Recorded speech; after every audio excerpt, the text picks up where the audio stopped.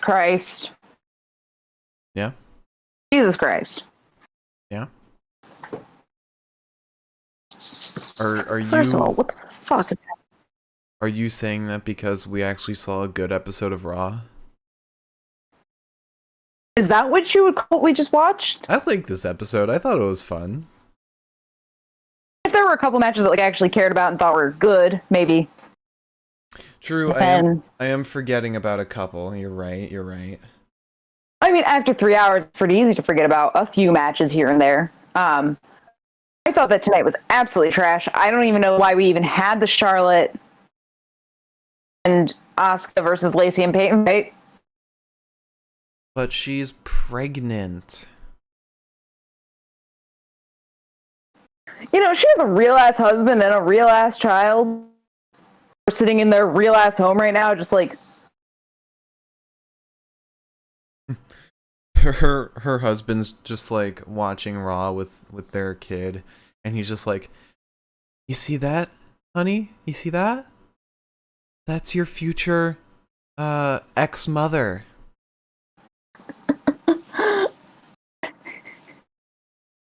or maybe just pointing out Rick and being like, "That's your future stepdad. Don't worry about me packing the suitcase, honey. It's fine." Oh, It's okay, Lacey's daughter. Sometimes you come from a broken home. It's fine. Look at me. I'm fine. I guess what reason I said it was a good episode was because the stuff that I enjoyed, I like really enjoyed. Like we had everything involving Xavier and Kofi, I actually enjoyed a lot. The Alexa Bliss stuff I had fun with. And I didn't. that Gauntlet match was fantastic. That was great. I have never watched an episode of Raw where I was more disinterested in actually paying attention to the matches. I was online shopping. I was playing solitaire. I was on my phone. Nothing interested me about tonight, except for the first match of the night. That was it. You didn't like the Gauntlet The match only at thing. all? No, I didn't. I thought it was decent. Like, thanks for showing me the same thing that I've got to technically sit through this Sunday. You just use an hour of the show to give me a match that I'm just going to get a repeat of, basically. I think Maybe that with different pairings. I think that whole match gave like a different perspective for the Elimination Chamber match. Like I think Randy's chances really shot down. Sheamus's really shot up. Drew's are kind of shaky at the moment. It's kind of back and forth. Which benefits you if you're somebody who didn't think Sheamus had the best odds going into Elimination Chamber. But I kind of assumed he did, so I'm just sitting there, I'm like, okay. You gave me exactly what I expected to get. Well, let's talk about news first of all.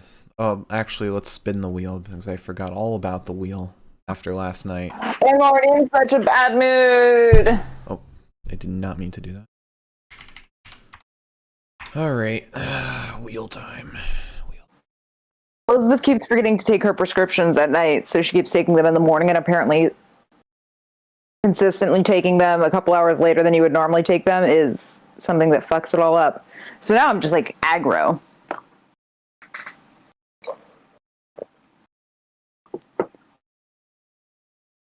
Okay. Wheel. Wheel. Let's see. Give me the wheel. I never have this prepared. Again, if you have an idea for the wheel, please leave it down in the suggestion box down below, or in the comments if you're watching on YouTube. And here we go. We start off with Liz's spin. Zoop. You're safe. Alright, and let's do mine. Oh, I'm not excited for this. To do an accent. Luckily, I don't talk much during the news, so that's fine. Give me an accent.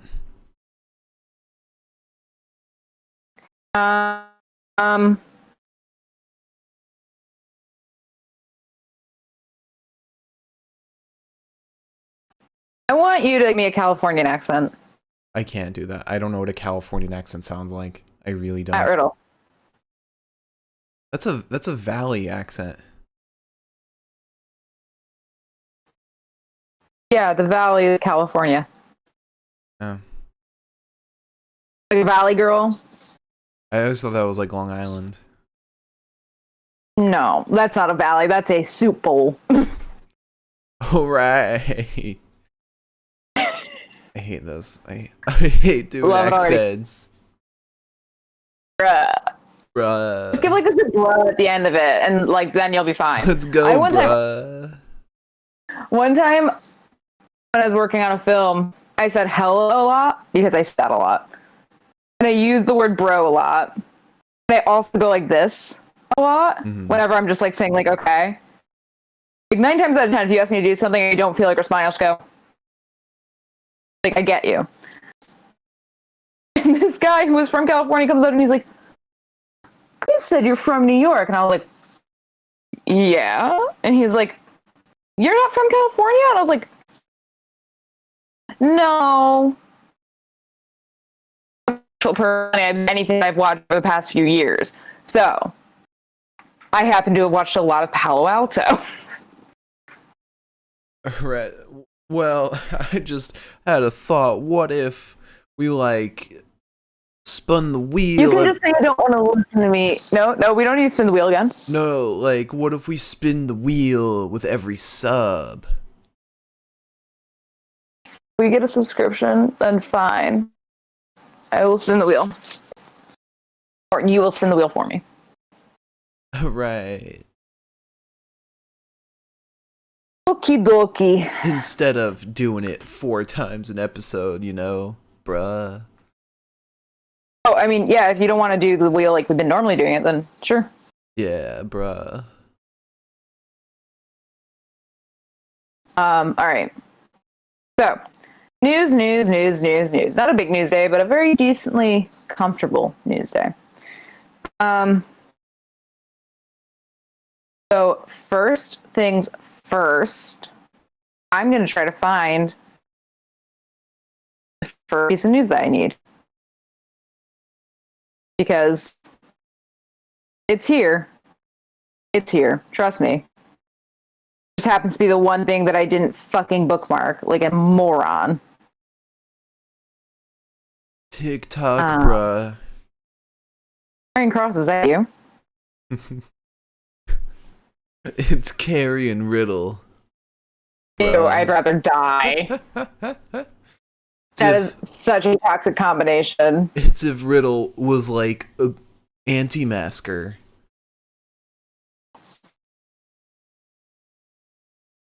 Who's to say? So first piece of news is Ring of Honor has announced their 19th anniversary show. It's going to be happening on Friday, March 26th. It'll be on Fight TV.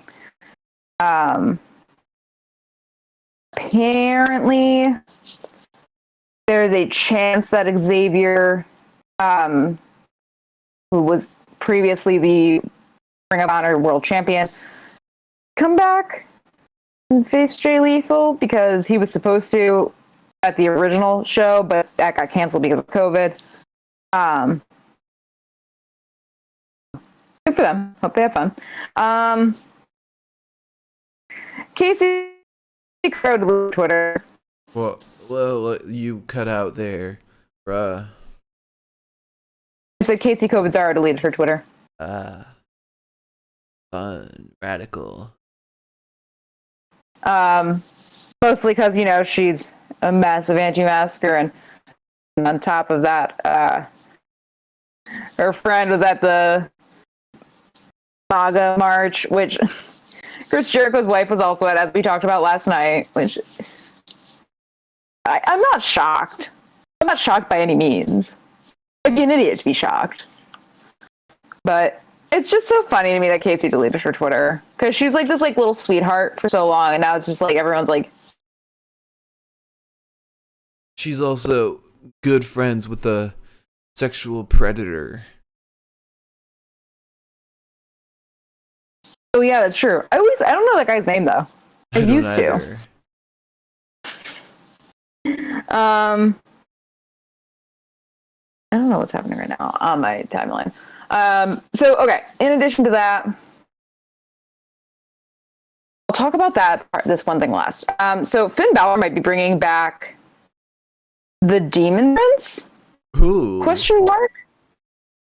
So the article says Finn Balor bring back Demon King gimmick soon? Question mark. Because apparently he spoke to the New York Post before TakeOver and kind of teased that it might happen. And he said, obviously there are moments in time for everything. Right now doesn't feel like the time for the demon, but I'm sure there will be a moment where I go, okay, now it's time to rock. You know, Karrion might be that time, but we will have to see how events kind of develop. His character is definitely something that is very intriguing to the audience. Whether the demon can add another element to that kind of situation when it arises will be interesting. I'd kind of be down with that. I would be too, but as long as we don't get the tendrils back, you know? No, the tendrils have to be back. No. Just the face paint. Definitely tendrils. Full tendrils. Need the tendrils again. You know, there is a genre of Finn Balor fanfiction where come into play. I hate the fact that I made you read off that Finn Balor fan fiction, bro. Yeah, that's on you. I thought that I had like no shame going into that, and then I started reading it. I was like, I can't say this on camera. They're gonna think I'm a floozy. God, I can't breathe today. It's killing me. I say the whole miserable. I'm such an idiot. Also, we now know who to blame for Bow Wow trying to make his in-ring debut. It is none other than the Louis Vuitton poster boy himself, Rey fucking Mysterio. Of course. Rey Mysterio is training Bow Wow to have a debut. And Bow Wow really is like hitting home with this. Like he wants this opportunity, I guess. And he's already like beefing with like other wrestlers on Twitter and saying like a lot of wrestlers who are coming for me on Twitter should be happy I'm going back and forth. Most have like 70,000 followers. I'm actually helping you become a bigger name. $1 Million Man laugh. Hope how you on Raw with 30,000 followers. Something not adding up. Because I guess that's like, I don't know, in his head, like you can only be a wrestler if you have certain numbers of followers.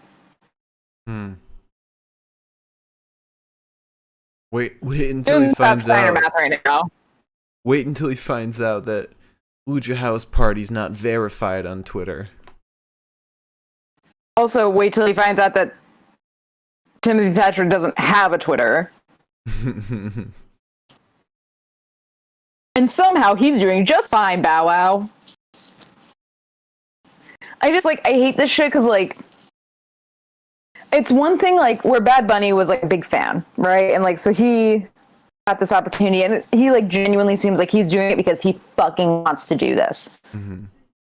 You know, Cardi B also said, like, she grew up watching this shit. Like, as much as I don't see Cardi B as somebody that might be as interested in the whole wrestling side, she has something that she can add as far as star power plus promos. There. And also, it's not like Bad Bunny's like in the ring fucking 24/7 wrestling. So Cardi B would be just fine. But Bow Wow like talked his way into this. Mm-hmm. What annoys me, I think, is that like Cardi B just kind of called Lacey Evans out. Nothing really came of it. Bunny, I don't even remember him saying anything outside of like probably in past times, like saying that he really liked wrestling. But like I don't like people like even with like MMA people, I don't like when they like talk their way into this shit.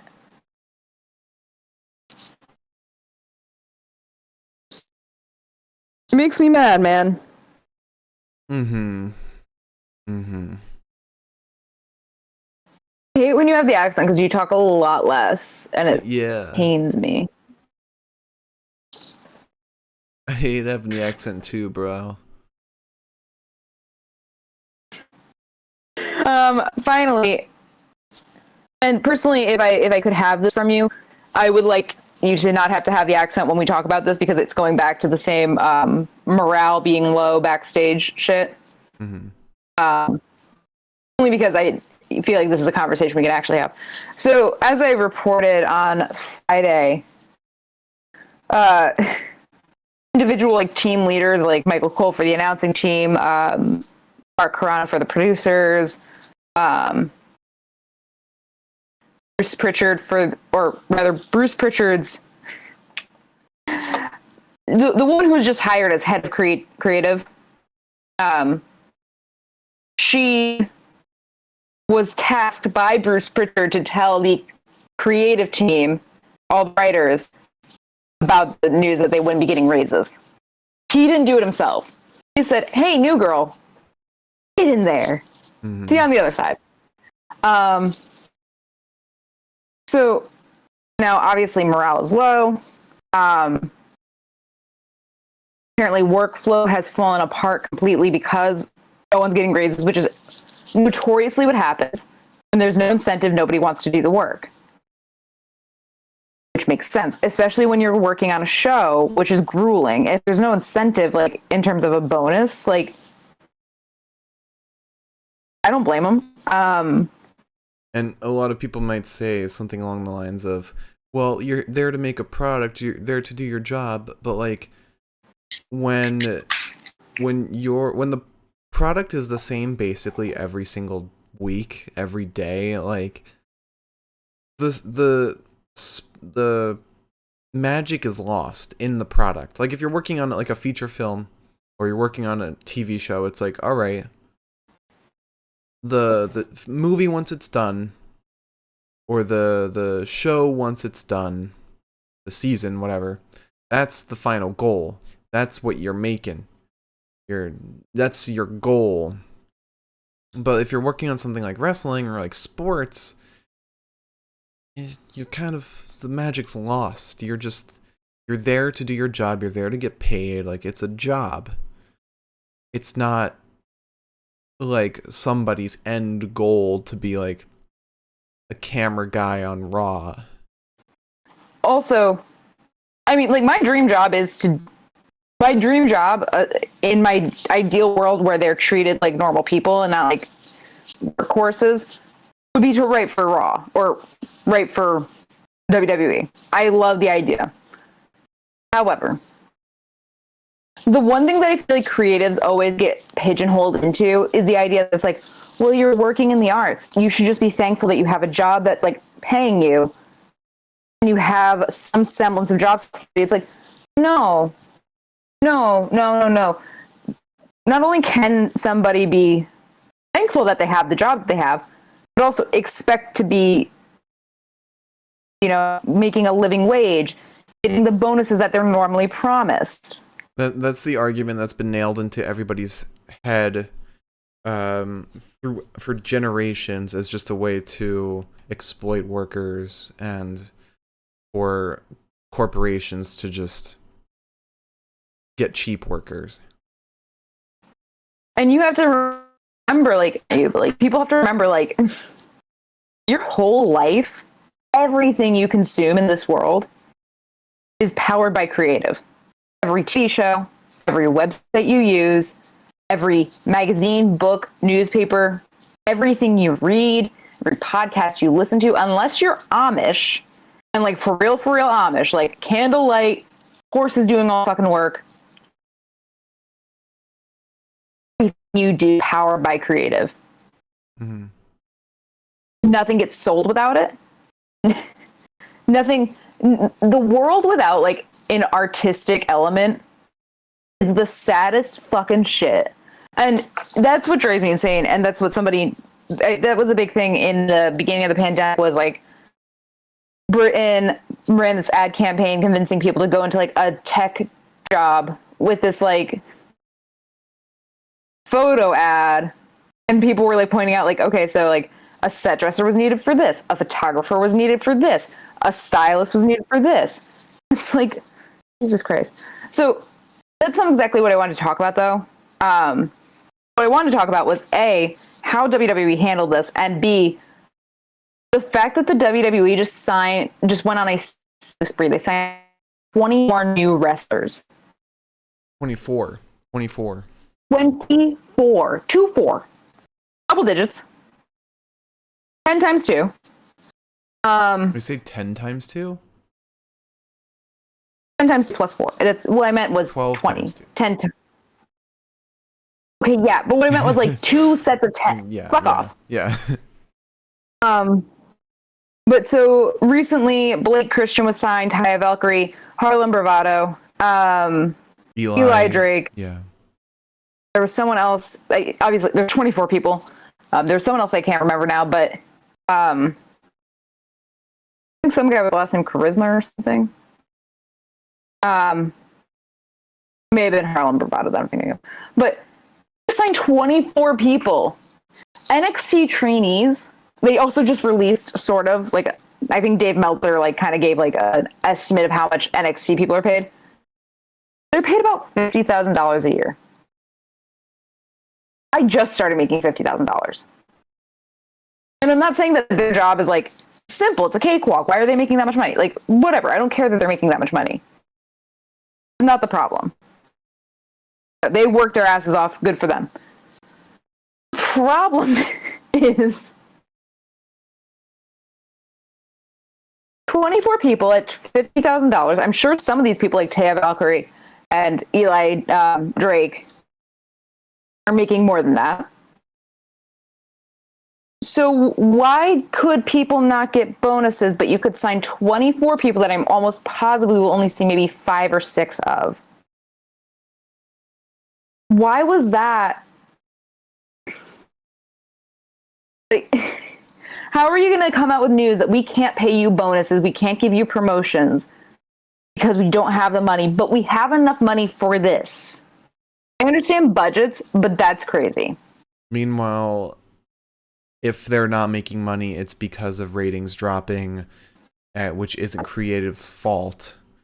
It's just the fact that WWE is incredibly stubborn. Vince might be incredibly stubborn, and the fact that they're relying entirely on cable television.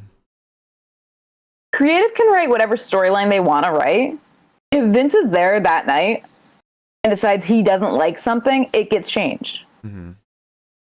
So their job really doesn't matter at certain points. And like the thing is like something I noticed tonight. We had so many, like every once in a while on every episode, there's a couple of spots that the camera misses. No big deal. There were so many spots tonight where the camera was on something completely fucking else. And we cut over to the actual spot halfway through it. It's like, what the fuck is going on? Yeah. And that goes to say that apparently, I mean, so apparently the employer pissed, as they should be, as they have every right to be. Apparently, like, Bruce Pritchard told Christine Lubrano to break the news, which is just a bitch-ass move, if you ask me.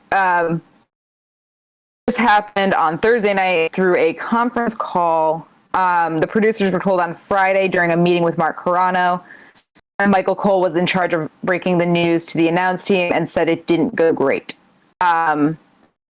Apparently, one tenured member of the creative team vented to Ringside News saying that Bruce totally shit on the entire team. He was part of the decision and then wouldn't even tell us. And he assigned the task of telling the team to someone 1 month on the job who barely knows us, which is fucked.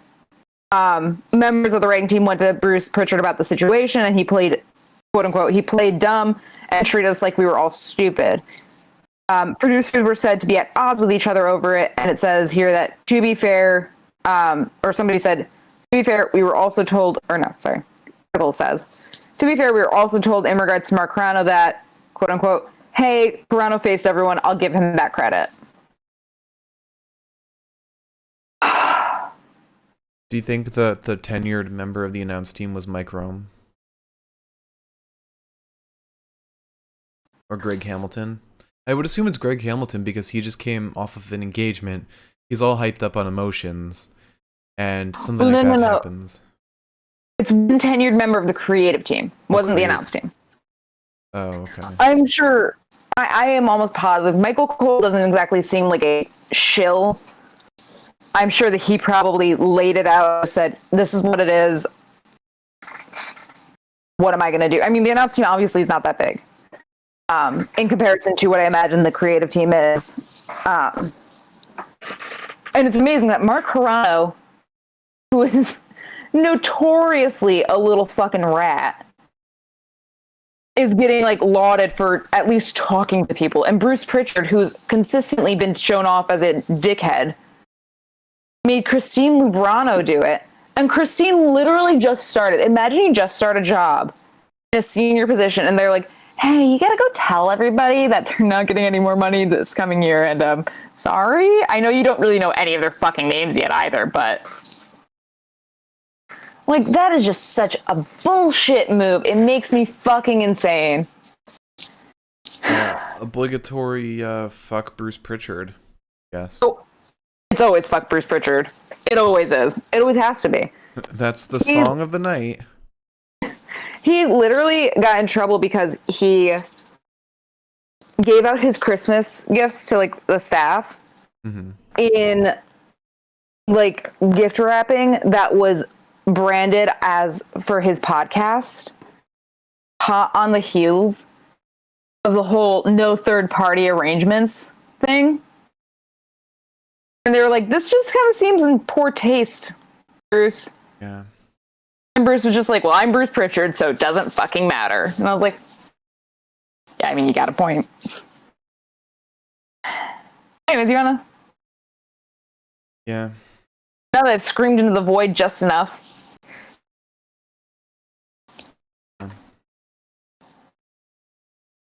Oh, man. Oh, man. Happy Monday. So, started off with an interesting iteration of Ms. TV. This didn't feel like a normal Ms. TV, and there's a felt big like a weird one. Did. First of all, we didn't have John Morrison because apparently he's working with a producer to make a Bad Bunny diss track. On brand. And Miz said that Drew should be nervous in such a stressful match because the title's on the line against 5 other wrestlers. And he asked, why Sheamus? Why? Well, I know why. Sheamus wants the title. That's why Sheamus betrayed Drew. Betrayed his best friend. And if Miz was in Drew's position, he would be furious. This is... I didn't write in that Drew McIntyre is the guest. He comes out. And Miz keeps talking to Drew, talking to the audience, asking Drew questions. But right when Drew's about to say something, Miz keeps interrupting him. And then eventually Drew yells at Miz to shut the hell up. Now... Oh, and then he immediately Glasgow kisses the Miz. So Drew was very clearly, like, he is a hot temper tonight. He was in a bad mood. Oh my god, that and the yelling, I was like, Andrew? Mm-hmm. Are we good? Andy, as Miz called him. Andy! Love it. He then throws Miz's briefcase and then exits the ring. Exits the Miz TV segment. But Miz goes back on mic and says that he's seen cracks in Drew. Not a good sign for Elimination Chamber. Not a good sign for Champion Drew. And something I just realized, if we're starting to see these cracks in Drew, that he's starting to crack as a champion, his whole story arc of learning to be a champion is waning. And considering there's no other episode before Elimination Chamber, that might spell bad for Drew and his championship. But then again, like you said in the news, creative team is unmotivated, so who knows how this will go down. Miz said there's so many variables in Elimination Chamber that can go wrong, and he questions, will he cash in the Money in the Bank contract? He might not. He's basically talking like a crazy man at this point and calls himself a master strategist when he very much does not seem like it. But he said he's putting all superstars going for titles, whether it be the Universal title, WWE Championship, or anything, on notice that Miz is in control. And to top it all off and to end the segment, Miz is removing himself from the Elimination Chamber match, definitely because WWE has been receiving backlash that Miz already has a guaranteed championship opportunity in his fingertips, and he doesn't need to be in the match. Good that they removed him. I'm happy about that.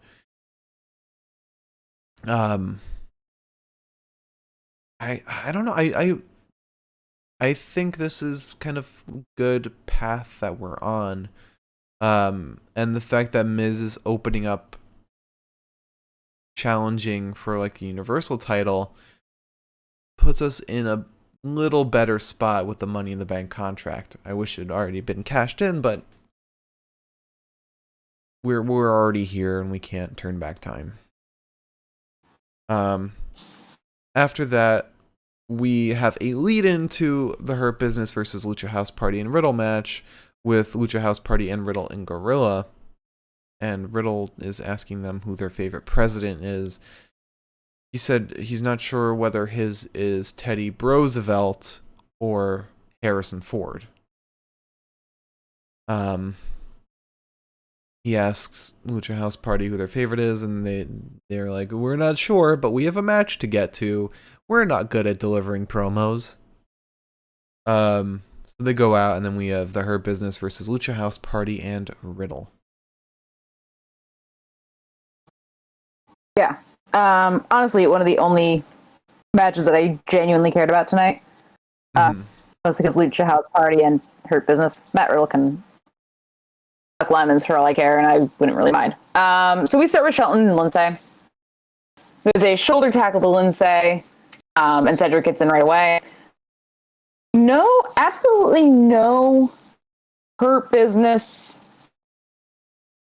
infighting tonight. Which I thought was interesting. There was zero story progression in this match at all. I don't think there was supposed to be. I really think that the only thing that was supposed to be progression today was Bobby cleaning up the Hurt Business's mess. It wasn't even like progression. It was just like, oh, don't forget Bobby exists. Bobby and Riddle are going to be fighting. I sort of thought that like this kind of... If it had ended the way I thought it was going to end, I thought it was going to show Bobby was going to be maybe fucking out of the Hurt Business, but I don't know. And we'll talk about it. But it was the only reason I liked this match the most is really because there was good fighting, an ending, you know. Anyways. So Cedric's in. We get a snap suplex to Lindsay. Cedric's just yelling mean stuff. He goes for a spine buster, but Lindsay breaks free. He drop kicks Cedric and gets Grand Metalik in. Grand Metalik gets up on Lindsay. He's down onto Mr. Cedric. Shelton then interferes and Grand Metalik sends him out. Shelton, however, takes Matt Riddle off the apron, and then Lindsay dives out onto Shelton, but is caught by the throat. Cedric then knocks Grand Metalik in the head as Grand Metalik goes to jump out as well. We go to commercial break at that point. When we come back, there's a dropkick to Grand Metalik and an abdominal stretch on Grand Metalik. There's an armbar into a tag into Shelton. Shelton shoulder tackles Grand Metalik into like a different fucking universe. I have not seen a man ricochet off another man in quite that fashion purely from a shoulder tackle before. Mm-hmm. That was frightening. Just the sheer power that Shelton Benjamin has, and for the fact that he was like so underused for a while, is jarring. Also, did you know that apparently Cedric fucked up a little bit last year? There were like 6 months last year where he wasn't used at all because he basically was asked to do something. Yeah, I heard about that. Yeah, I'm going to keep talking about it because maybe they didn't read about it. That's fair. But apparently he didn't do something. What he didn't do was not talked about. He didn't do something he was asked to do, and he then was essentially punished by not being used for 6 months. Which I guess, like, whoever was talking about it said, like, well, he should have done what he was asked. Like, it was fair that they punish him. And I'm like, I've done a couple things at work before where, like, I didn't do what I was asked to do and I fucked up a little bit. But they didn't, like, put me on, like, a 6-month sitting in the darkness, not getting paid what I'm normally paid situation. That certainly didn't happen. But, you know, sure. Who am I? PW Insider posted an update on something very important that happens later on, and I can't read it until we get to that point, but I am very excited to talk about it. Curious. Okay. Can you tell me what it concerns? Asuka. Match-wise, even.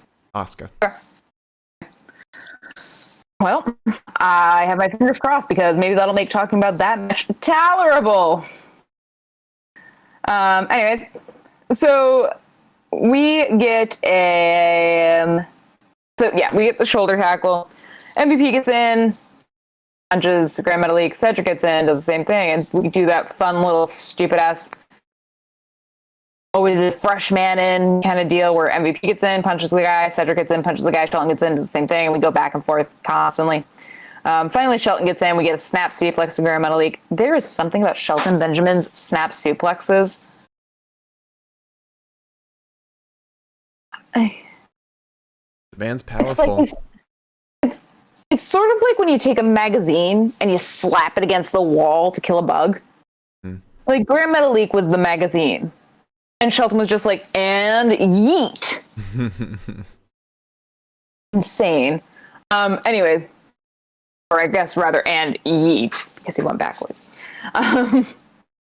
So he throws Grand Metalik into the corner and receives a boot to the face. Grand Metalik avoids Shelton, sending him into the post. We get a lovely little DDT to Shelton. I wish they hadn't shown it from the camera angle they showed it at, though, because it showed just how safe the move was. I think if we had just like moved over slightly, it wouldn't have looked as safe.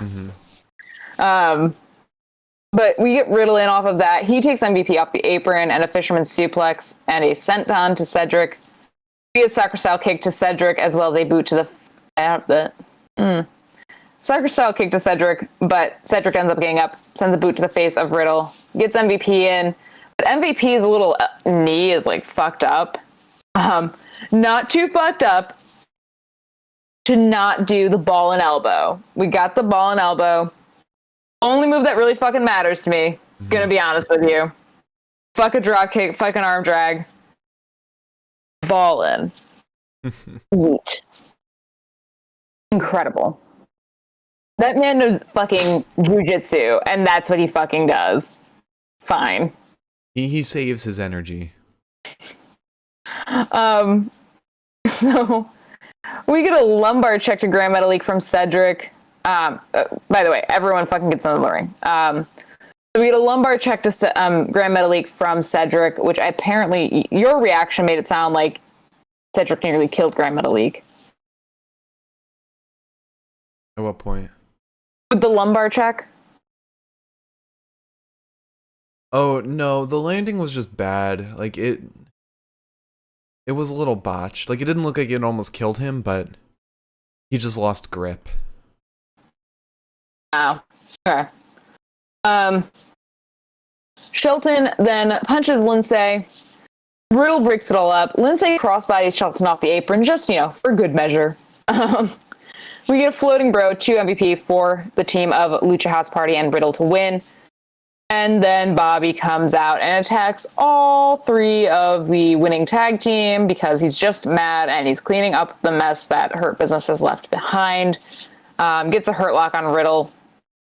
And at this moment, if he hadn't, when Hurt Business came up to him afterwards and they were all cool with each other, if that hadn't happened, if he had just done it and walked away, I would have assumed that Bobby was going to hit a point where in a heel turn, because it seems like he's on a heel turn 2.0.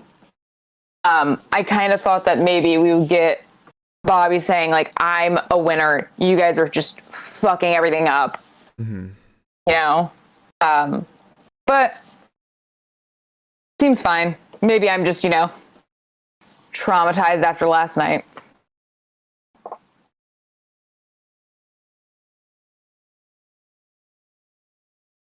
So, I mean, that's the end of the match. Okay. Fun match. Didn't take us anywhere, though. Although, what we did get out of that, I just saw on Reddit, there's an incredible picture of Bobby Lashley giving Riddle the hurt lock that somebody took in the ring. Such a good picture. Bobby looks ferocious.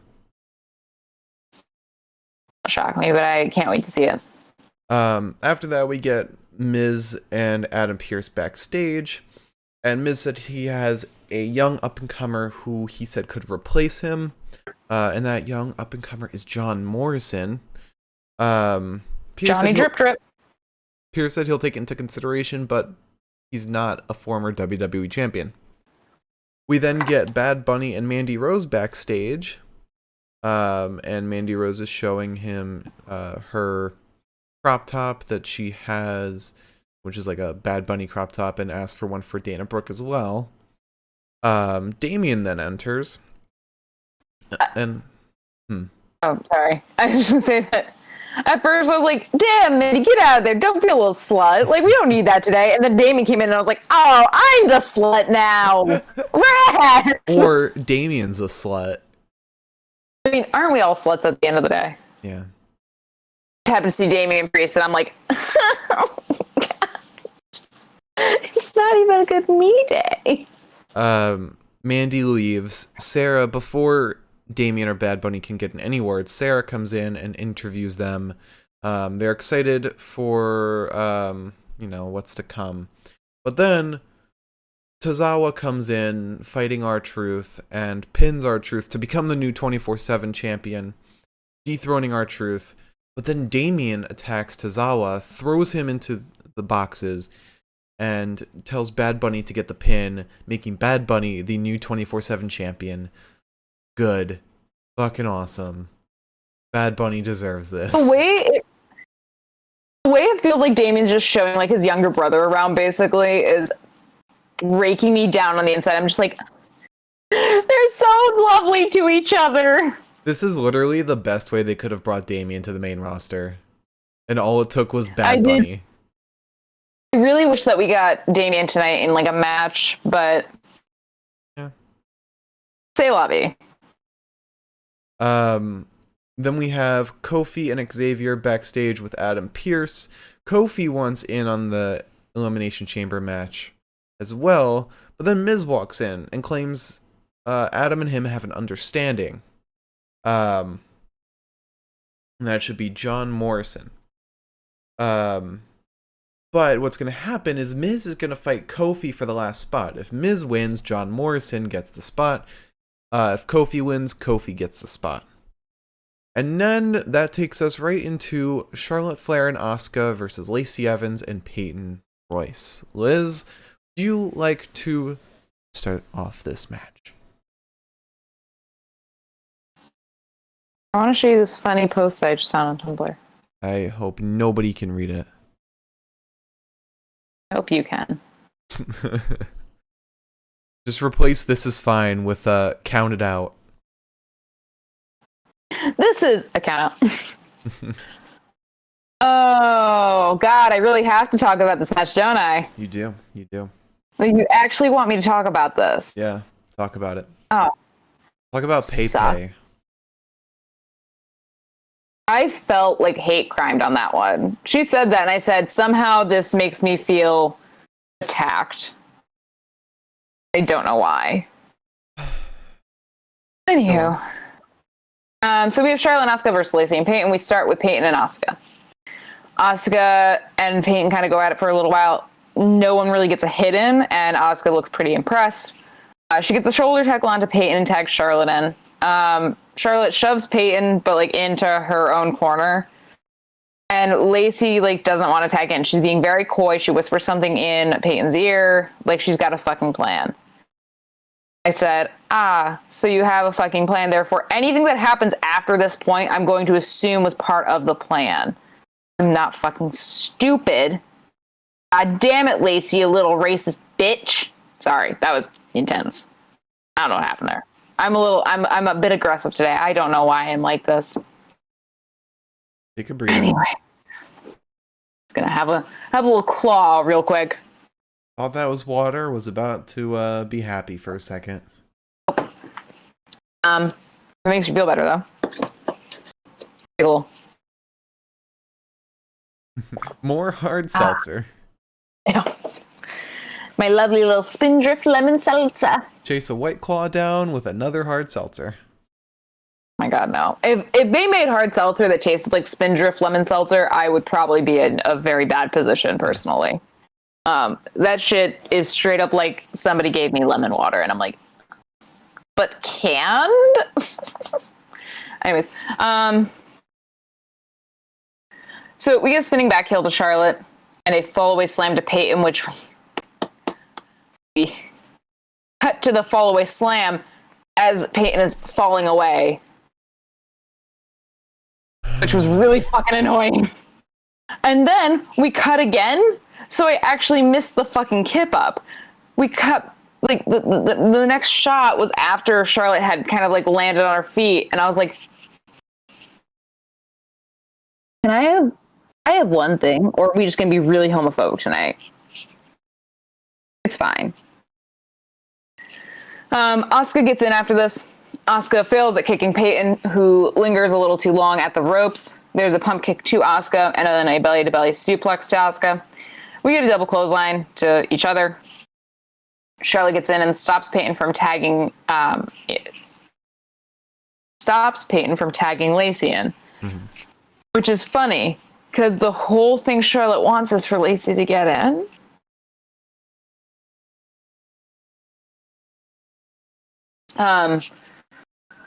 We get a not so good fall-away slam to Peyton from Charlotte.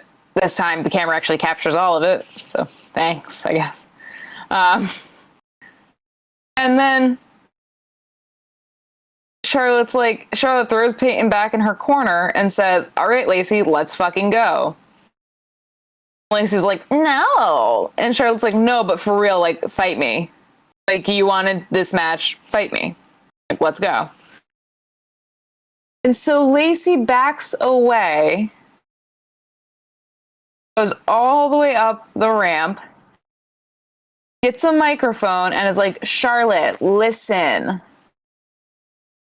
I'm prego my ego. And then Ric Flair says, woo, call me daddy. And Charlotte, quite literally, stands at the fucking ropes, straight up, like this. Just pure, does not want to be part of the storyline at all. Who could? She did that, and I was also sitting there like, what the fuck? Didn't we spend all of last Monday Night Raw listening to Lacey say, we're not together romantically, I'm just using him. Mm-hmm. And Rick saying, exactly. Wasn't that all what... So, Do you want to know what the PW Insider article that I found talked about? Is that Asuka's actually pregnant? It's that Lacey is actually pregnant. It doesn't shock me. So now in kayfabe, it's actually canon that Ric Flair boned Lacey and is now the baby father. But this does bring an important note, though. Lacey won't be able to be at Elimination Chamber, and maybe Charlotte Flair's Raw Women's Champion run will happen a little sooner.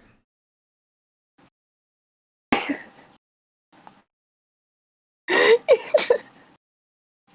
finally get Asuka being utilized to have a Raw Women's title match.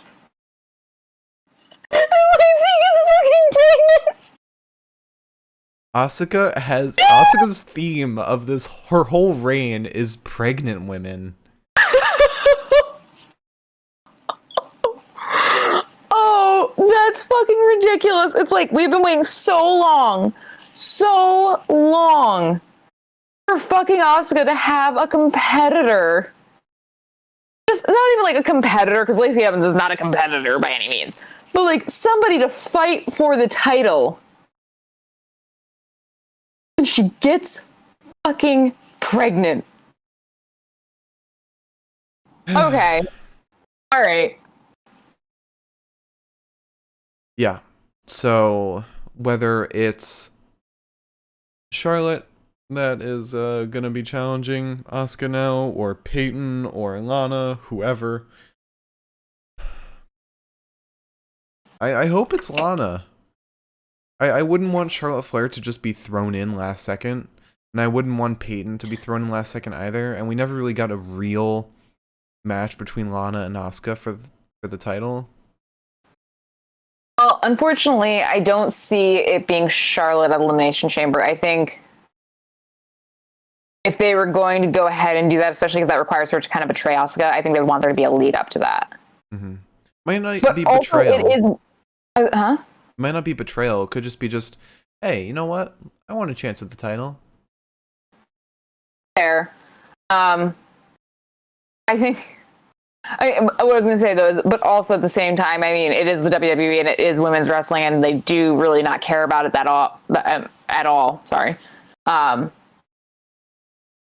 So in fairness, who's to say? Yeah, I'm just watching for a tweet from WWE that's like an update on the match. I'm gonna be refreshing their Twitter for like the entire podcast, just waiting for the change. What's incredible to me, honestly, is that there's one women's match right now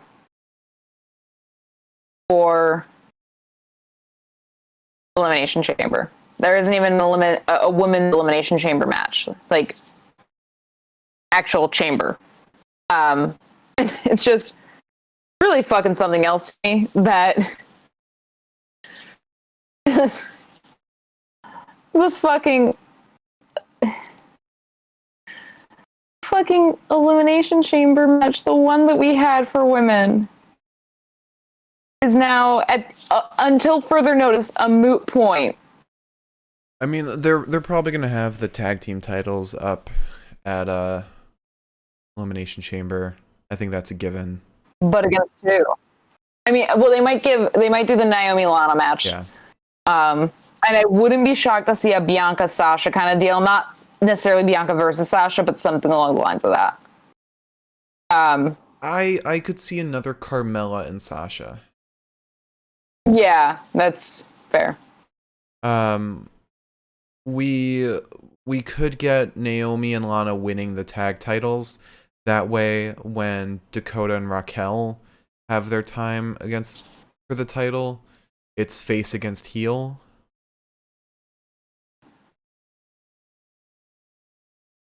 You got a point. Yeah, I think what upsets me in a weird way, not in a weird way, it's not weird at all. What upsets me, honestly, though, is just that it's like,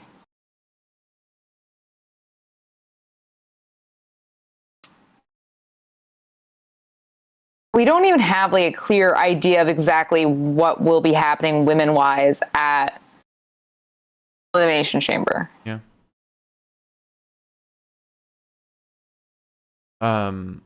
What's probably gonna happen with Asuka is she's gonna get in the ring and they're like, the announcer's gonna be like, oh, Lacey's out, so What if they bring Alexa Bliss back into it?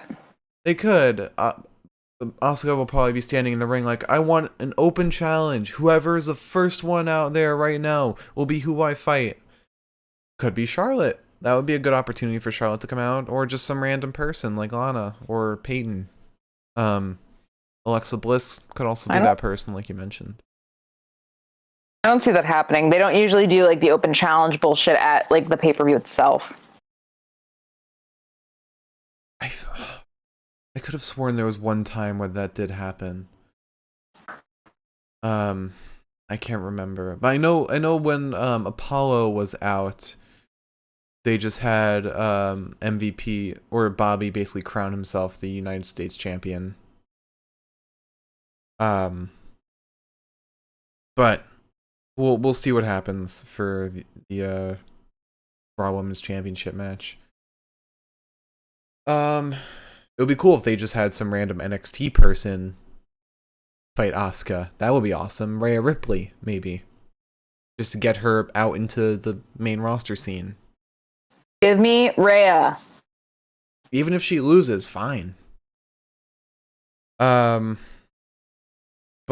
then we move on to an interview with Sheamus, where he's just talking about the Gauntlet match, and he's determined to win. That's really it. That's the only takeaway from this interview.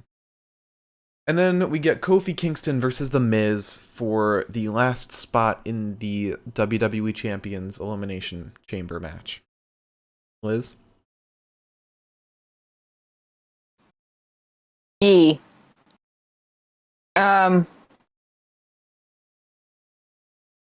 Sorry. Just know Kenny Omega got in trouble. Did he? Yeah. I don't know what he did. But Kenny Omega, and we've talked about this a couple times before, I think. Kenny Omega's got a bit of sway when it comes to the women's division. I think he's kind of got a TJ sort of role. Mm-hmm. And obviously the women's division of AEW is not exactly utilized the way that they should be utilized, you know, because they've got an entire roster of incredible women. But that's beside the point. And Kenny is always like talking about how like, oh, you know, I wish like there was more stuff. And I think he deleted the tweet, said, don't go there and try to find it. You're not going to, I don't think. The last stuff he tweeted was 4 hours ago.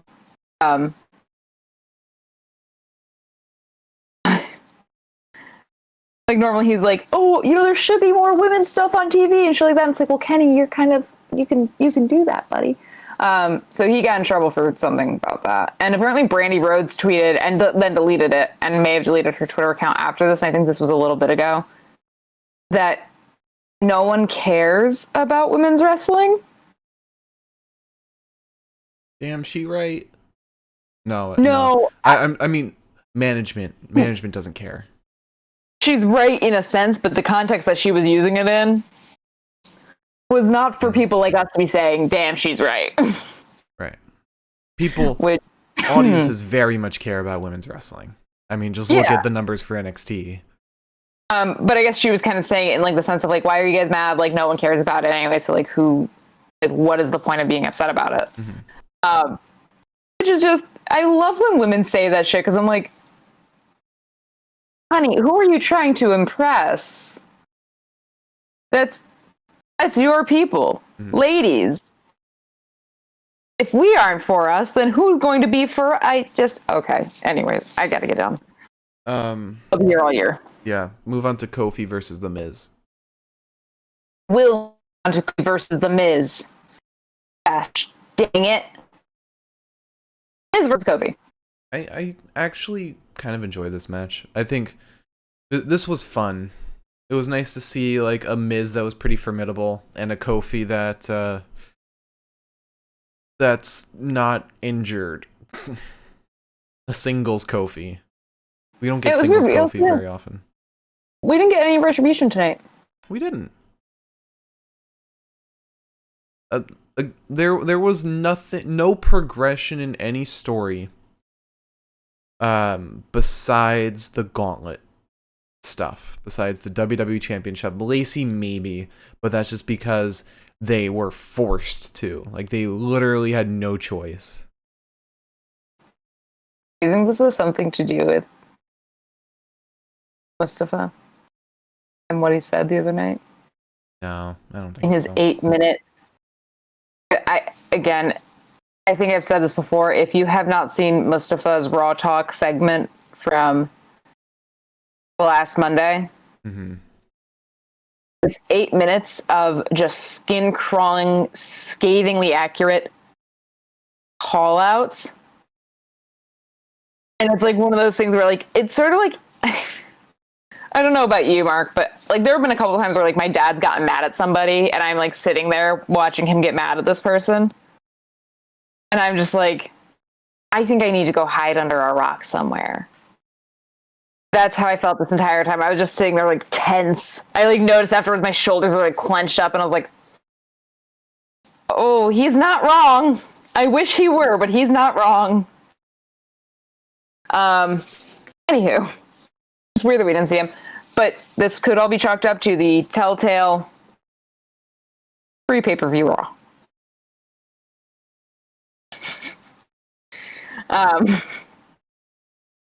Which is still my favorite running joke of this entire podcast. Is it even a joke at this point? Besides Raw itself? More so just the pre-pay-per-view and post-pay-per-view episodes of shows where it's like, that's what we can blame it on. But SmackDown's been really good with their pay-per-view stuff. You know why? Why? SmackDown's been really good lately. And that's it. They only have a 2-hour show, so they don't need to worry about cramming stuff in. Like with SmackDown, it's like pre-pay-per-view, post-pay-per-view, the 2 weeks between pay-per-views. It's all the same. It's good. If you had to turn this episode into a 2-hour episode, what would you have gotten rid of?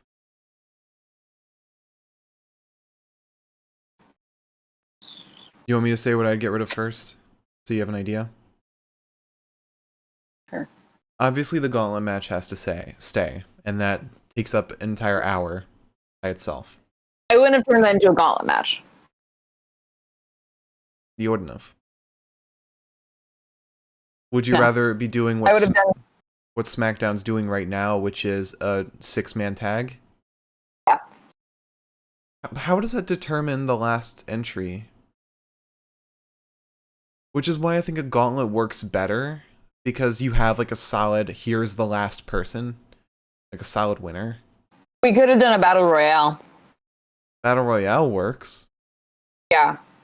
But for the sake of like getting rid of stuff and not changing stuff, I would keep in the Gauntlet match. I would get rid of Lana versus Shayna.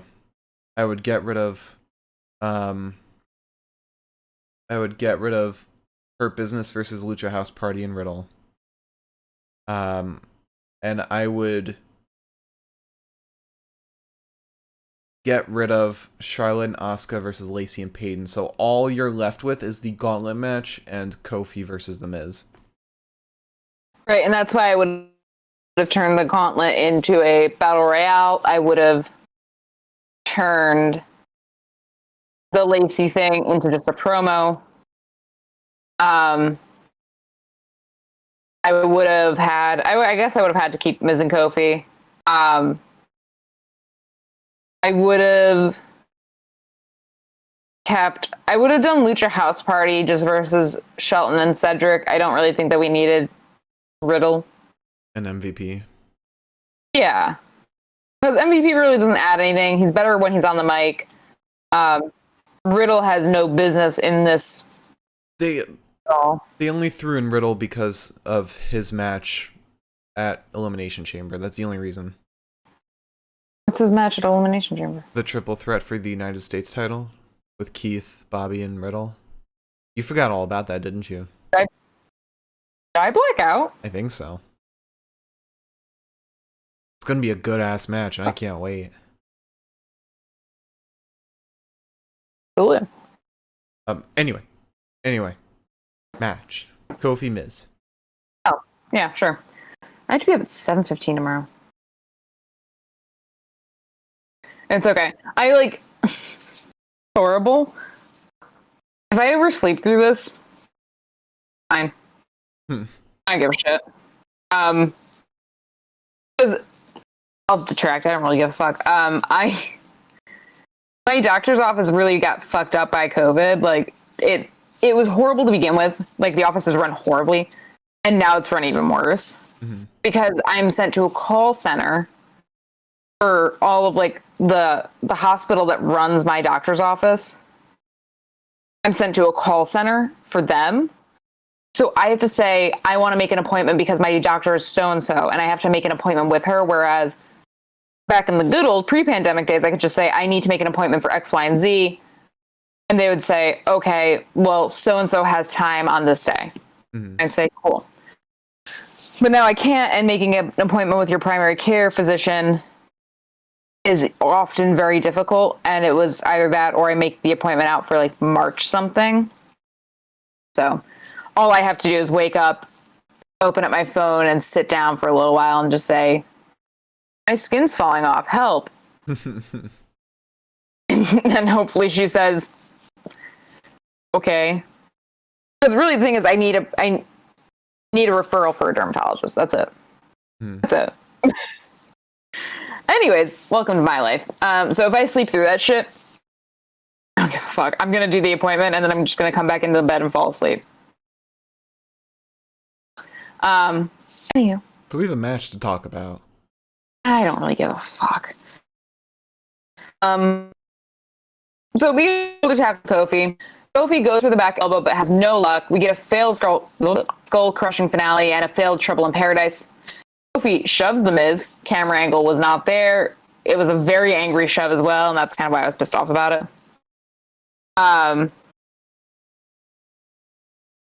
There's a boot to the face of the Miz and an elbow between the eyes to the Miz off the ropes. Kofi goes up top again, but Miz runs away this time, so Kofi has to get back down.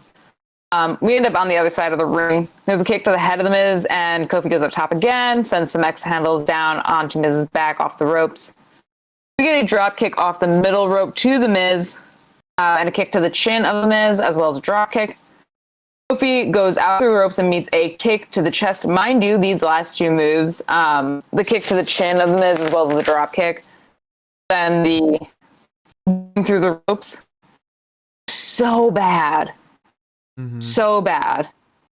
Kofi had to kind of stop himself, run, put himself through the ropes, wait for the kick to the chest, and I was like, can we pretend? Can we pretend like this is a match? Miz then pulls Kofi headfirst against the ropes, and then noggin first into the ground. He goes for the kick, but Kofi blocks and hits with a jackknife cover.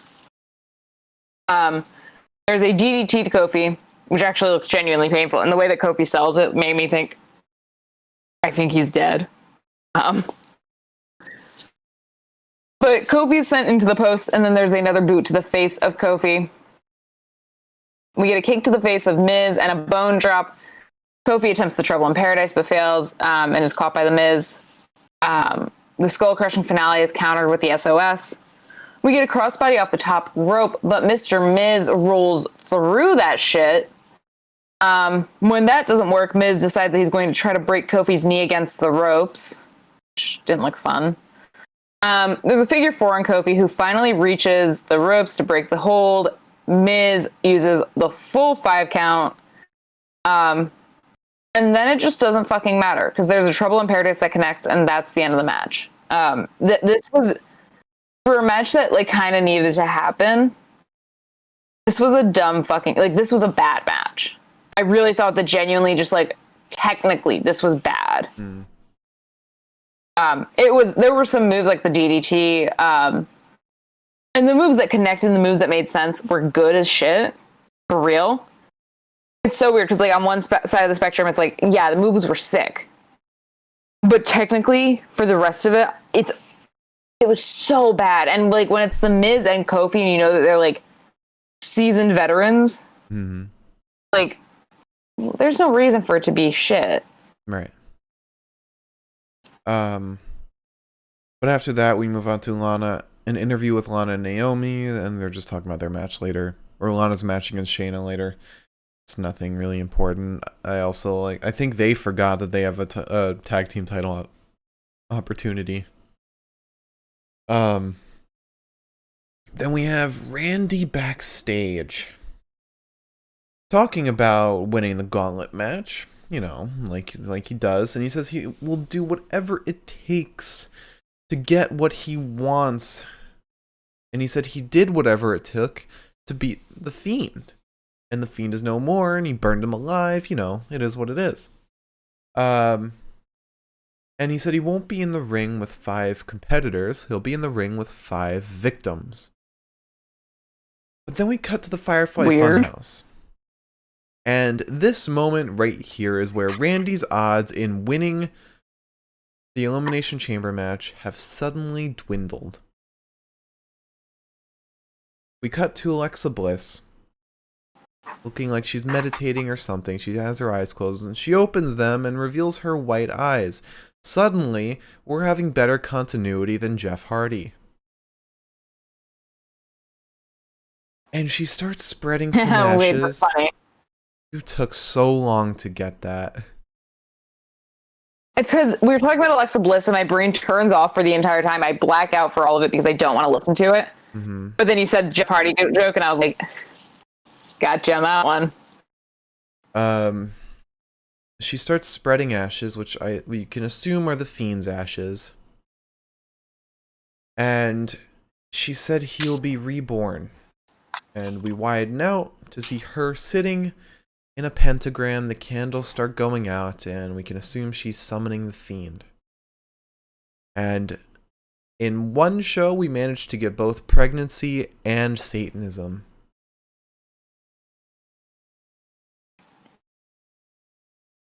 Can I say something? What? You cut out. I said, can I just say something? Yeah. When it comes to summoning things, I know a lot about the occult. When it comes to summoning stuff, you can't just draw a pentagram, sit in the middle of it, and call out to them. You gotta put shit in the pentagram that would associate with the person. Not that I've ever done this. Literally happened, though. Alexa Bliss is literally the thing associated with the Fiend. That's why she was sitting in the middle of it. It's got to be material objects. Unless... So, like, if she had all the puppets in it, that would have worked really well. That would have been awesome. Unless she's not summoning the Fiend, she's transforming herself. Well, you would still need stuff. Because you have to, like, use bits and pieces of things. We're also kind of forgetting that I think at this point, Alexa Bliss herself is like a demon. Well, yeah. Same, though. And by demon, I mean the demon of my nightmares, because I cannot stand her. I'm getting more and more annoyed, though. Because I just want the fucking Fiend back. And I understand he took time off, and I respect that he took time off. So this frustration is not coming from a place for Bray Wyatt's, or, Wyndham Rotunda. But just purely, like, I get it. You probably expected time off for the holidays, and then everything happened. Needed more time off. Cool. Good for you, buddy. Relax. But now they're Carmellaing me, is what I feel like right now, because I'm just like, I know he's coming back as something vaguely different. I just want to know what the fuck it is. Just give me, like, a shadow. Give me a sign. I mean, the sign is the summoning. But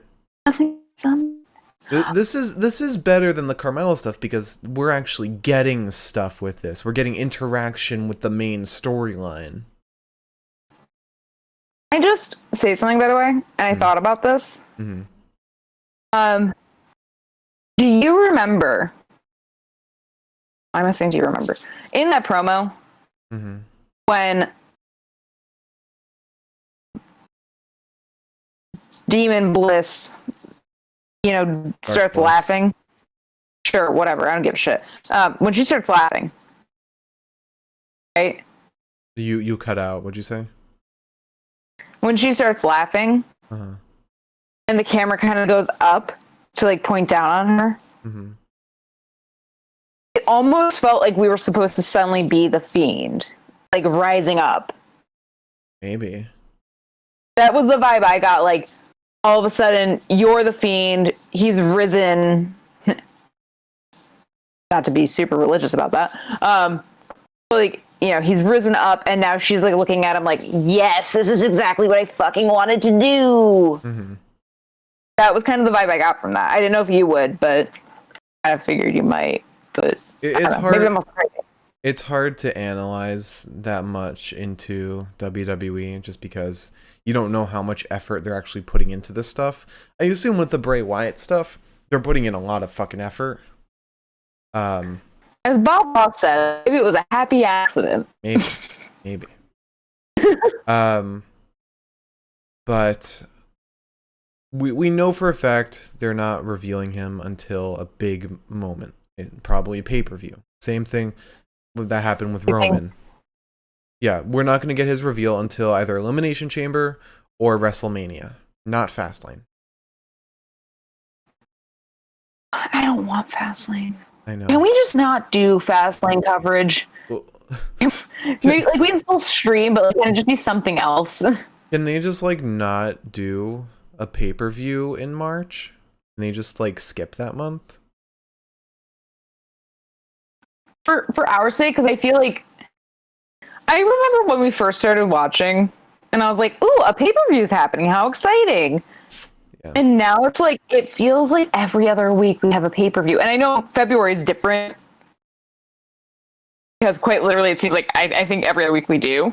And I don't mean to sound crazy with my hair doing this. We had Rumble, then 2 weeks later Takeover, and a week after that Elimination Chamber. And then who knows when Fastlane is. They keep saying Elimination Chamber this Sunday, and I'm like, nah, you're lying. You're lying. You've got mine. Please be lying. Please be lying. But anyway, back to the program. Oh shit. Did I?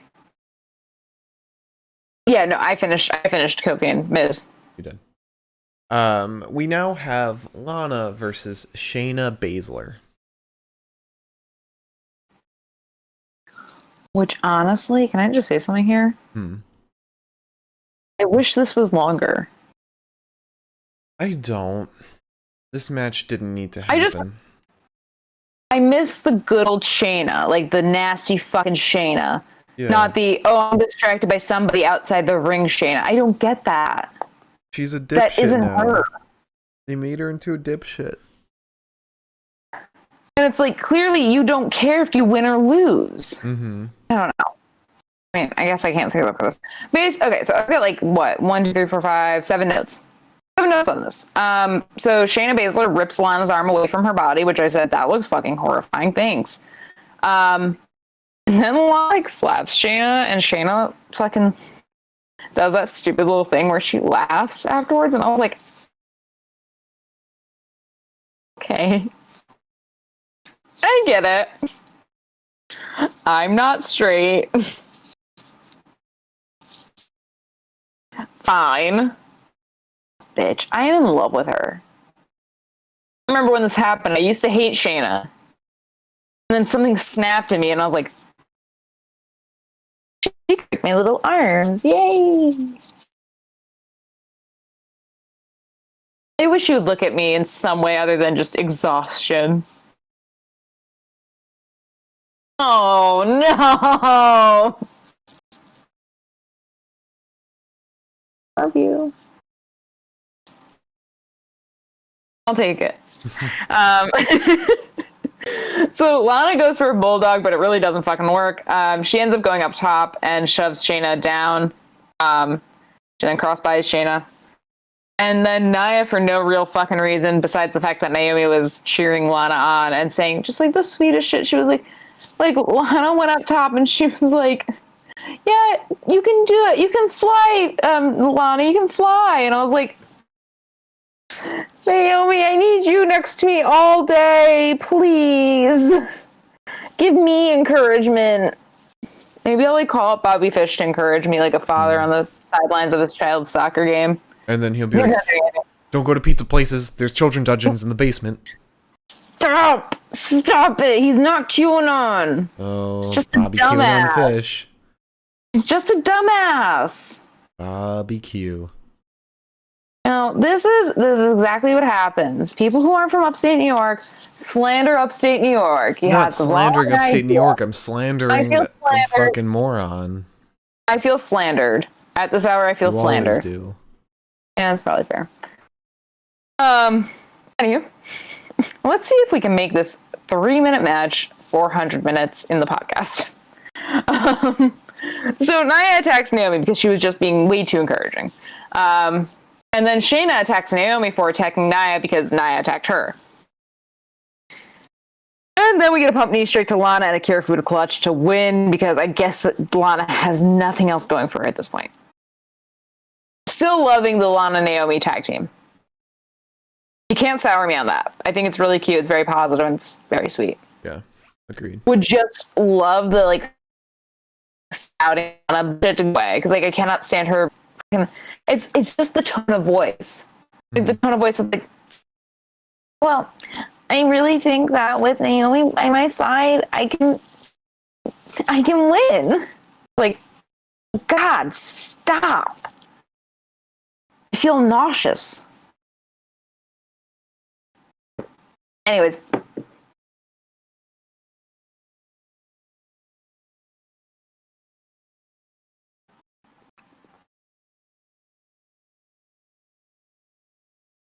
Roll down. Oh. I thought you were saying stuff because like you were frozen and I was waiting for you to say something. Yeah.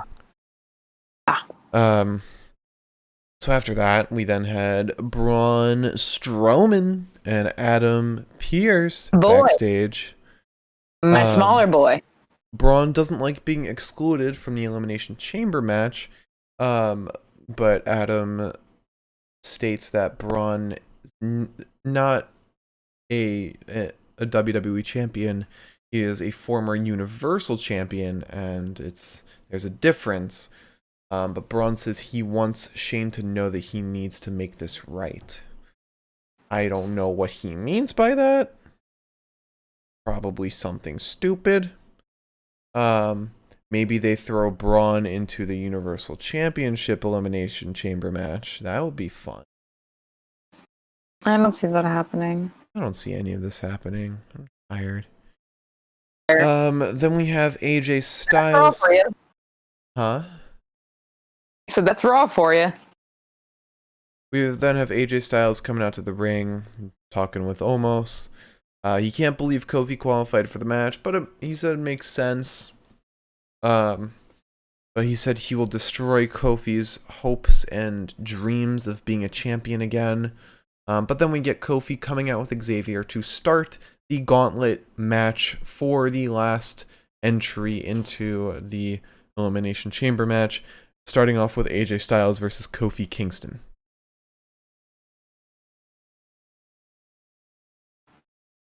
Sound like something hit the window and I just had a panic attack.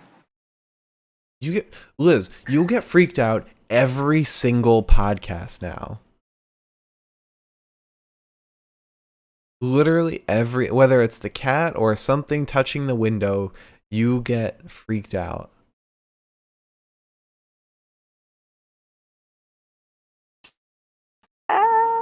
Okay. Well, let's start this 1 hour match. All right. So we start with Kofi and AJ. AJ slams Kofi face first into the post and then whips him into the buckles. There's a kick to the midsection and a few jabs. AJ tosses Kofi to the apron and kicks him in the back of the leg, which is the leg that was just injured recently. Kofi sends AJ over the top rope and out of the ring. We get an inverted senton onto AJ. And then Xavier, who is celebrating his friend's illustrious performance, is grabbed by Mr. Omos and thrown into the timekeeper's area. And then Kofi goes up to him and starts talking shit. And I was like, Kofi, baby, you're not going to do shit here. I am so sorry. If you think you can do anything to Omos, you're SOL. Omos, however, is banished from the ring by the referee. We end up getting a chop block to Kofi. Kofi pulls off an SOS onto AJ. Kofi goes up top and sends AJ down after he meets him up there and sends some fists into AJ's back. But the phenomenal forearms come out. They connect. AJ wins that match. And then our second competitor of the night is Drew. Sweet, sweet, sweet, angry idiot Drew. Their forearms to AJ immediately and just a huge fucking suplex. He slings AJ against the top ropes and then kicks him in the face. Punches him a bit. There's some chops to Drew. AJ is slingshotted right into the top turnbuckle.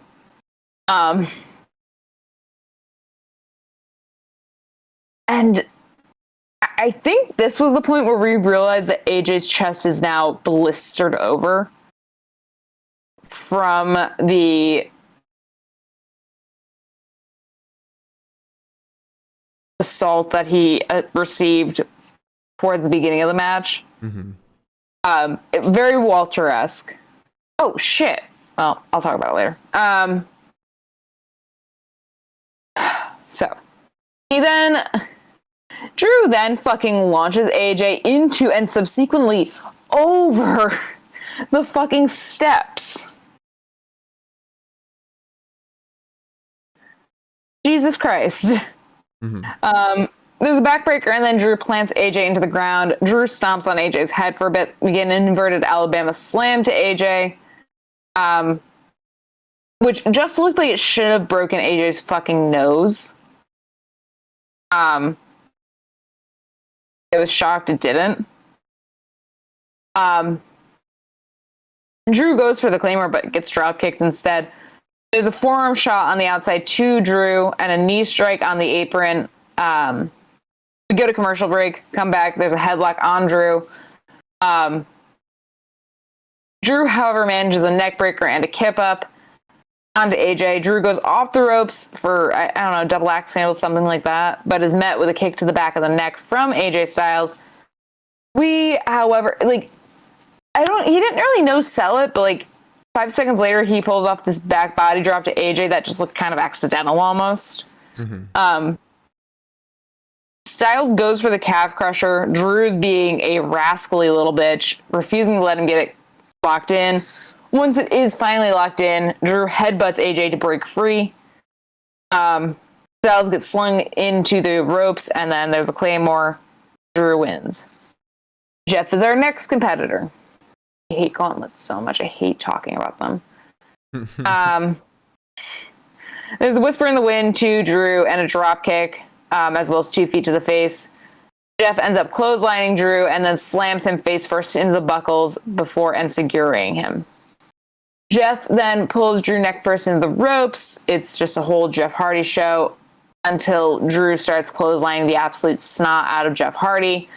We get a belly-to-belly to Jeff as well as a second one. There's a neck breaker and another kip up to Jeff. I don't know why he did that move set twice. That was very weird to me.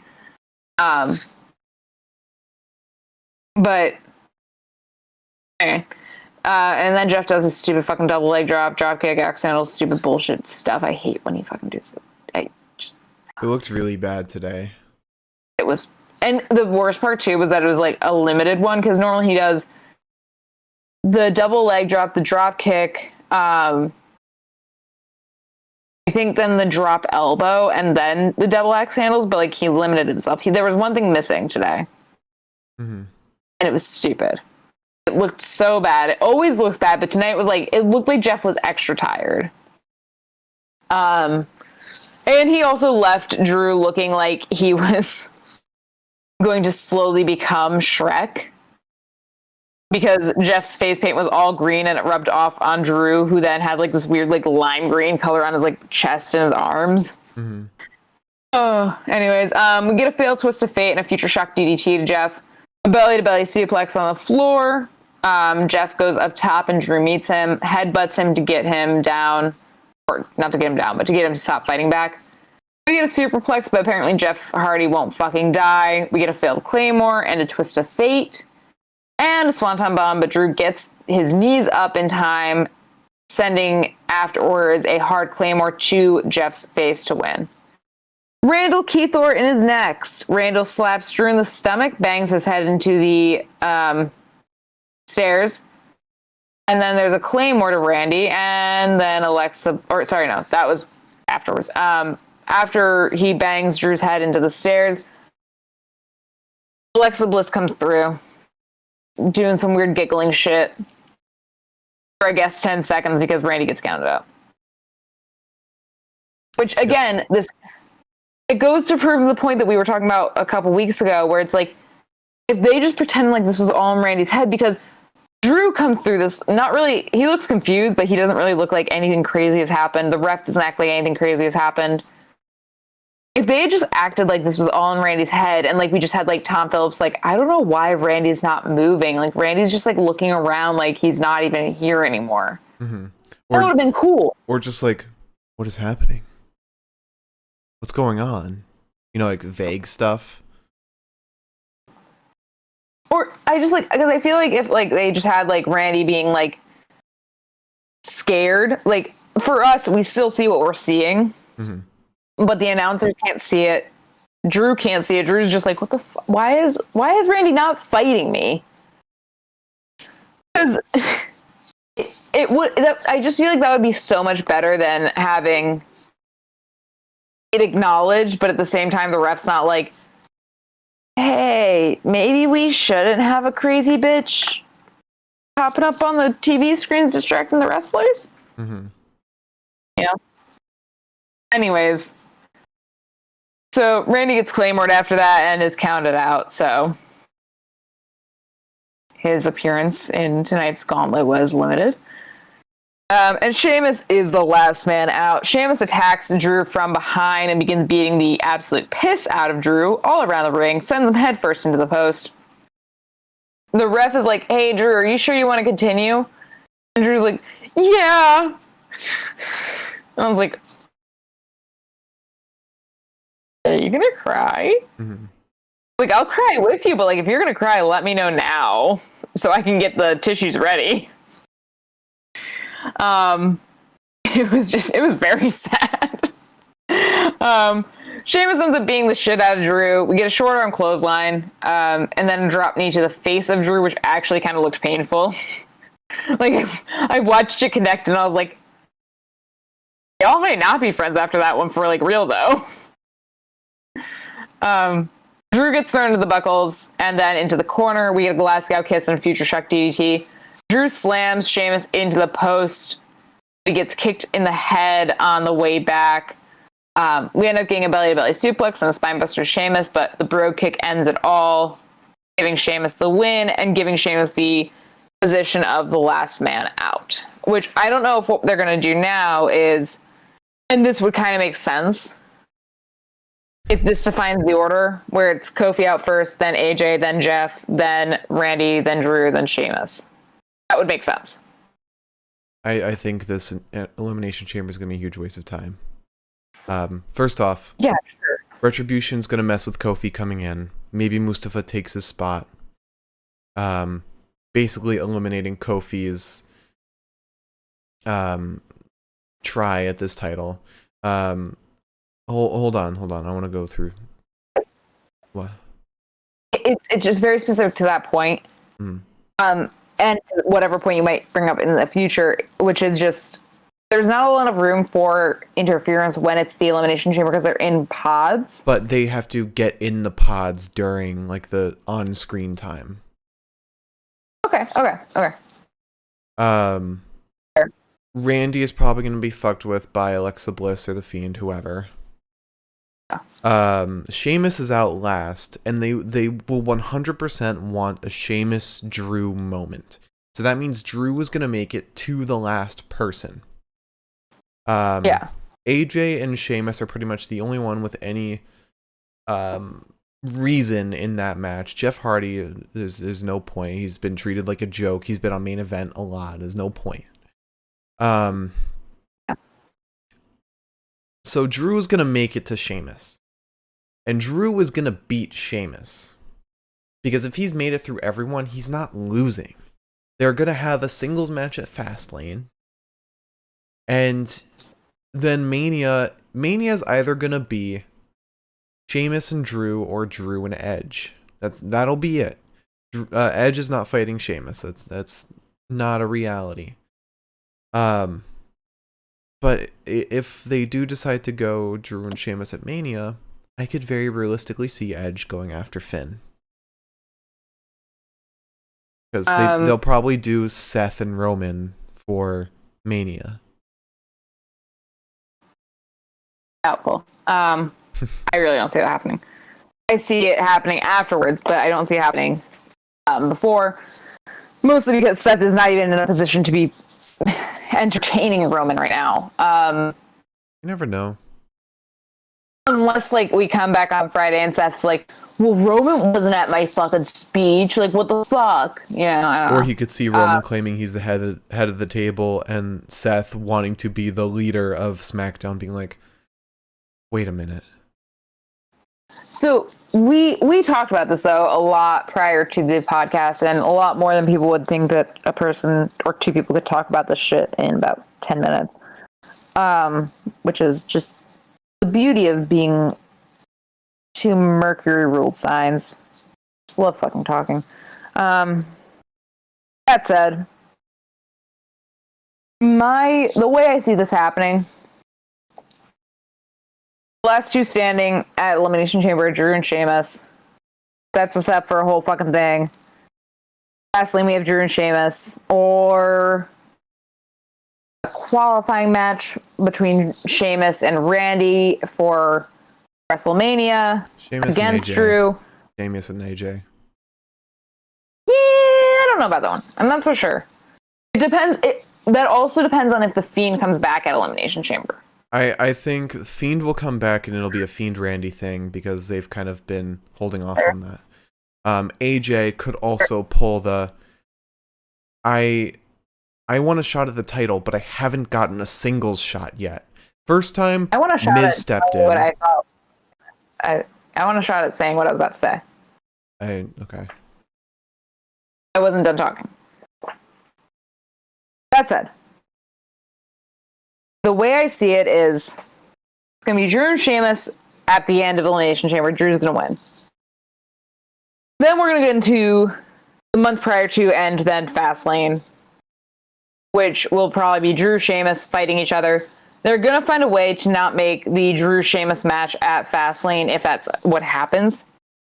Unless it's like something that's tangentially related to Drew and Sheamus, but it's not specifically Drew and Sheamus at Fastlane. I think they're going to find a way to make whatever match has to technically do with the WWE Championship. They're going to find a way to make it not pivotal, I guess. Mm-hmm. Because I think at this point, Edge is going to challenge Roman. Because the only person that's really got a good argument for challenging Roman right now is Kevin Owens. So unless out of absolutely fucking nowhere this Sunday, Jay has like a change of heart and Jimmy comes back and is like, stop being a lackey. There's no one else that's going to be challenging Roman. Maybe we'll get Jay versus Jimmy. That'd be kind of fucking fun. Anyways, not the point.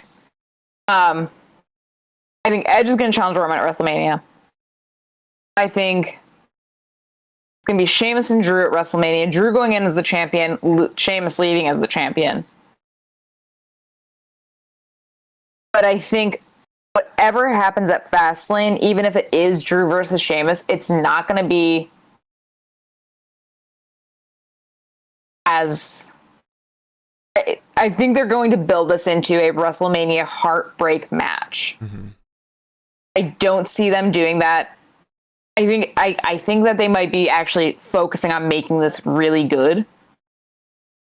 Because I think all of a sudden, honestly, I really think that all of a sudden they were just like, oh shit, this is like a really good fucking feud. And it only just fell into our laps. But I don't see that. That is exactly how I see it happening, and nothing else makes me think of anything, like, makes me see it any other way, because what I meant to mention, this is why I said, oh shit, I'll mention it later, was Walter just posted a picture he put it on Instagram without a caption, I guess. And he posted it on Twitter with a caption, which it was a picture of, the silhouettes of Imperium, and the caption, "It's been a while." Now, Alex Wolf just came over from NXT UK. I think Walter's going to come over. I think for WrestleMania, we're going to have Walter versus Finn, because a lot of people have been asking for that. It has been rumored multiple times over the past few months, especially since Rumble. And also, we are approaching the 1 year mark, and I appreciate the people that told me this, because I would not have known this myself. I was told this by other people. We're approaching the 1 year mark of Imperium beating up Finn and saying, Walter says hello. So, I don't think Edge is going to challenge Finn, because I think Walter versus Finn is a long time coming. I think that's going to be the sexiest fucking match we have ever fucking. Oh, you're frozen. Still frozen.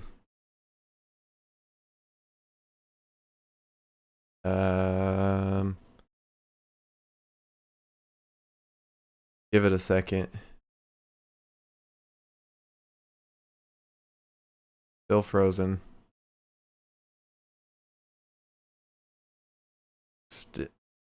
And she left.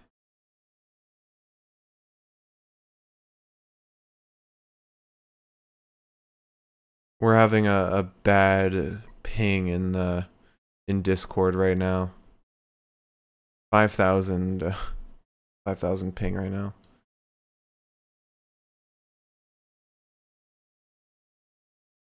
Oh, there you are. We're having really bad connection in Discord right now. I see you. I can hear you. I can't see you or hear you.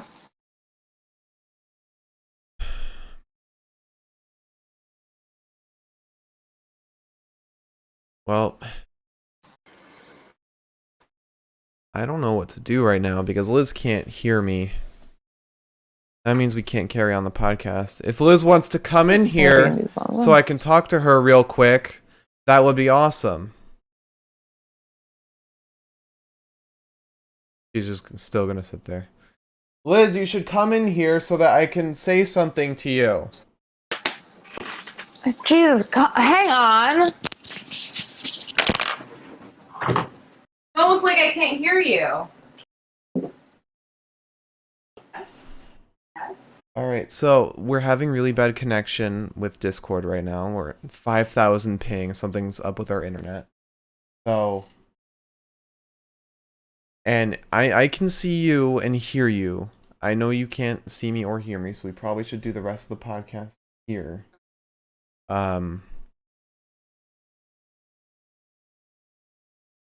Just because I can't leave Discord and be able to come back just because the camera won't be working. Alright, give me 1 second. Should I leave the call on my side? Yeah, in case it's... Wait, I can see you and hear you now, or see you at least. Okay, the connection is better. The connection just got better. Should I Yeah. stay in here then? Stay in there. Okay.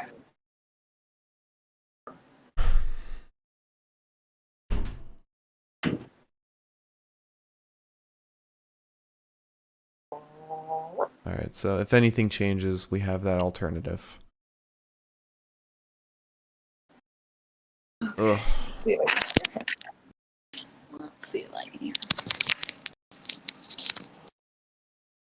Speak. Hello, hello, hello. Perfect. Alright, so if anything changes with the internet, we have that alternative. Alright. But you cut off at sexy fucking match. Great. Okay. Are we still live now? Yes, we've been live this whole time. Oh dear God. Yeah. We never stopped being live. I kind of thought we had. No. How embarrassing. Welcome to my Christian Bale moment. Anyways. All I'm saying is that what I was saying about Walter and Finn is that it's just a match that's been talked about a lot, and it's, you know, I think when it happens, it's going to be a very attractive match, and it's going to be a match that is, especially for the NXT wild crowds, because I don't think a lot of people thought that NXT would be part of this, and obviously there's nothing saying that they will be. I genuinely think that that's what they're going to go for. Mm-hmm. And it might not be a title match. Obviously, it might not be, because I don't see Walter dropping the title anytime soon. But could be a good old time. I think it'll be an NXT Championship match. So do you think Walter's going to drop the title? No. It'll be a winner-take-all match.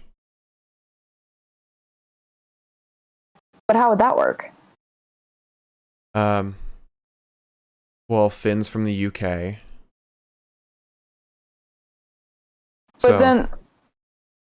But what I'm saying is, then if it were winner take all, wouldn't that almost be like somebody having two WWE championships? Yeah. Or it could also just be for the NXT Championship, and Walter gets it, and he's like, if you want it, you gotta come over here and get it. Walter, there's a pandemic. And there might not be by WrestleMania. Who knows how fast the vaccine rolls out. Well, judging by the way they're rolling it out right now, at least in New York, it might be a while. But anyway, we've been talking about NXT for too long. Typical. We should go to best of the night. So let's start off with promo of the night. Oh my god, it's gonna be impossible to figure out the best of the night tonight, just because everything was kind of mediocre, even though I talked highly of the show when we started. So we started off with Miz TV, which I actually really enjoyed Miz TV. We got an angry Drew, we got a desperate Miz who has a high ego. It was great. It was actually really great. We got like a personal Miz and a different side of Drew where we kind of see the cracks. It was nice. Then we have Lucha House Party and Riddle and Gorilla. Talking about favorite presidents. This was dumb. This was the dumb side to Riddle that Vince probably wrote. Then we had Miz and Adam Pearce backstage, saying that John Morrison should take the spot. This was alright. He had Bad Bunny winning the 24/7 title. This was great, and mostly because he's gonna be on SNL with the 24/7 title. R-Truth will probably take it from him on SNL, or Michael Che and what's the other guy's name? Michael Che and Scarlett Johansson's husband. Sure, yeah. I don't know his name.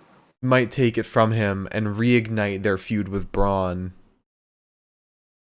But that was a great promo. And we had Kofi and Xavier with Adam Pearce. That was a good lead into the match. We had the interview with Sheamus, which gave us nothing. The interview with Lana and Naomi, which was okay. Randy backstage, leading into Alexa Bliss and the Firefly Funhouse trying to summon the Fiend. I thought this was interesting and entertaining. Not Randy's bit. Randy's bit was just lame and generic. Alexa Bliss's part was different. And really cool. We had Braun and Adam Pearce. I have no idea where they're going to go with Braun because this felt like it didn't fit at all. But because it happened, it makes me think Braun is going to do something at Elimination Chamber. I'm confused because, like, why are people forgetting the idea of, like, oh, the Elimination Chamber match is just people who have had the championship before, which Braun has not had? Why is that so hard for people to understand? They're setting up for something after Elimination Chamber. I just realized. Braun was supposed to go for the WWE Championship, and then he got suspended. Ooh, Braun versus Sheamus would be hot. They're going to do Braun, Sheamus, and AJ. Because they're going to pull the angle with AJ that he hasn't had a singles shot at the title. Because first, he did, but then The Miz showed up, made it a triple threat, and then he had the chance at Elimination Chamber. He hasn't had a singles shot, and the singles shot is going to be for WrestleMania, triple threat at Fastlane between Braun, Sheamus, and AJ. There you go. Okay. And then we get AJ Styles in the ring, leading into the Gauntlet match. That was kind of fun and interesting, but it was alright. So my pick for the promo of the night is Miz TV with Drew. Yeah, honestly, because I feel like the fact that we got Angry Drew was like,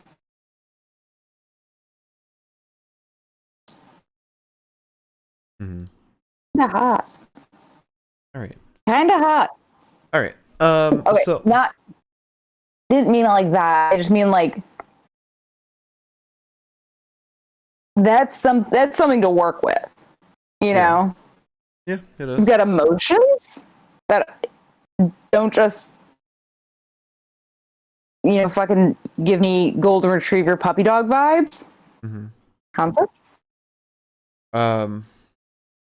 So moving on to Wrestler of the Night, we started off with Hurt Business versus Lucha House Party and Riddle. I'm gonna give this one to Grand Metalik. He was high flying, he was awesome, he was exciting, and he sold everyone's moves like it was nobody's business. My God, was he great. Then we had Charlotte Flair and Asuka versus Lacey Evans and Peyton Royce. Well, because Lacey and Asuka were not in the match at all, it was either Peyton or Charlotte, and Peyton didn't do anything, so it was all Charlotte, so I guess I can only pick Charlotte here. Then we had Kofi versus The Miz. I'm going to give this one to The Miz, because I saw more botches with Kofi than I did with The Miz, and I was actually surprised by how much I enjoyed The Miz's performance, just because of how hard hitting he made all of his moves, how good he is at selling his opponent's moves, and just how much of an annoying character he is, but like in the best way possible.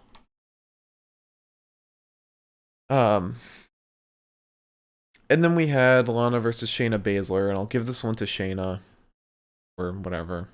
I don't know. I don't care. Then we had the Gauntlet. The Gauntlet, my two picks for this. I will narrow it down to one, but for now, my two picks are Drew McIntyre and AJ Styles. AJ, purely because of how much of an incredible wrestler he is. Like I talk about this every Raw. AJ Styles is one of the best, if not the best. I imagine seeing a match between AJ Styles and Johnny Gargano. That is my dream match right there. My definite dream match. But I have to make my pick Drew McIntyre because he went through 4 opponents and really sold the long journey through all that. He really showed us the pain he went through, showed us why he's going to suffer at Elimination Chamber, but also gave us some great wrestling along the way. But if we're talking pure technique, it's AJ, but because I have to factor in everything else, I'm giving the match to Drew. I don't like giving like every match Drew's in to Drew, but today I have no choice but to. Now, overall wrestler of the night, definitely not giving it to Charlotte or Shayna. I don't want to give it to Grand Metalik because he lacked character today, and he didn't have enough time in the spotlight, being a 6-man tag, which I'm tired of seeing 6-man tags with the Hurt Business for zero purpose. And I don't want to give it to The Miz because of how botched that match was. So I got to give it to Drew McIntyre.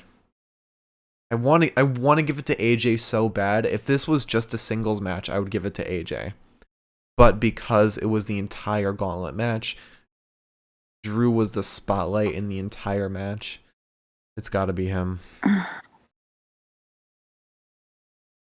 Unless you pick AJ, in which case I'll go with you.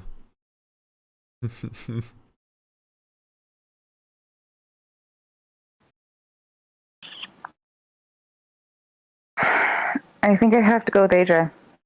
Okay, I'll go with you. Oh, you put up a good argument. The reason I wanted to choose AJ is just because I think AJ looked really good, and AJ looked really good even without almost, which is something that we don't get when there's somebody who's always ringside for a person. Mm-hmm. I am probably the best gauge for Drew McIntyre matches. Like, I love watching him wrestle. Mm-hmm.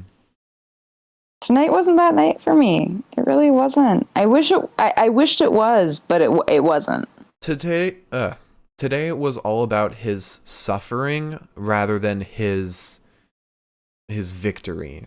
He didn't even really have a victory, but I think AJ versus Kofi and AJ versus Drew was better than the entire Gauntlet match. Yeah. Yeah, I think that it's hard because tonight was like a bunch of shit that I didn't really care about, but I think AJ I cared more about than, hate to say it, Drew. Yeah, he really put up a good argument for why he should be in the Elimination Chamber match, if not win it. He's not going to, but like, he at least deserves what he was getting before, like in like 2019, 2018. He definitely deserves a singles championship match. I hope he gets that at Fastlane. I know he won't, but I hope he does. Yeah. Unless what they decide to do, I know you might not enjoy this, but Sheamus wins it at Elimination Chamber. AJ, after going so long not having a singles title match, challenges Sheamus at Fastlane to a singles title match, and then Drew comes in and says, Sheamus, we never got that singles match that I promised you. And then we get that at WrestleMania. I don't see that happening, only because, one, I have a hard time believing in Drew or a newcomer, not newcomer, but like a new championship holder going into WrestleMania this late in the game. Mm-hmm. But on top of that, just because Drew dropped the title and then got it back like less than a month later. So I think that alone stands to reason that when he drops it, he's not going back for it, not for a while. Wasn't there a lot of talk, though, of Drew losing the title at some point and then winning it back at Mania so he can win it back in front of a crowd, quote unquote? Yeah, that was before Hell in a Cell, where he did drop the title, and then for some reason won it back 5 seconds later, because then Roman was like, "I'm going to fight Randy at Survivor Series," and Randy was like, "Sure," and then Vince was like, "Two heels fighting each other, we can't have that." Mm-hmm. That never happens in real life. Two horrible people going against one another. That never happens. It would have been way cooler for Drew to have dropped the title and gotten it back a couple months later. Because now, just like when he got it back, like a couple weeks later, it was like, okay, what? Yeah. But anyway, moving on to match of the night. I'm gonna have a little hard time with this, but we'll see. Okay. So we started off with Lucha House Party and Riddle versus the Hurt Business. I enjoyed this match, kind of. It was a little fun for most of it. It served no purpose whatsoever. The match itself was fun. But it served no purpose. MVP, oh my god, I don't know what he was trying to do. But the man is not good right now. Bobby coming in served no purpose. The fact that we didn't see Keith made it even more disappointing. Overall, just all style, no substance. Then we had Charlotte Flair and Asuka versus Lacey Evans and Peyton Royce. Too much substance. Too much substance. Please, for the love of God. Less substance, please. This was a train wreck. Then we had Kofi versus The Miz in what could have been a fantastic match. It was like 50-50. Half a great match, half botched mess. Then we had Lana versus Shayna. Good match. Served no purpose. I wouldn't say it was a bad match from either of them. Both Lana and Shayna gave good performances. Not the best, but, you know. Can you really ask for the best from Raw at this point? We can ask for just enough. But then we had the Gauntlet. And I enjoyed the Gauntlet. I enjoyed... We're going to break this down into chunks. I really enjoyed AJ versus Kofi. Really made up for Kofi versus The Miz. And the bit with Omos and Xavier was fun. Only it was shown from a better camera angle. Then we had AJ versus Drew, which was fantastic.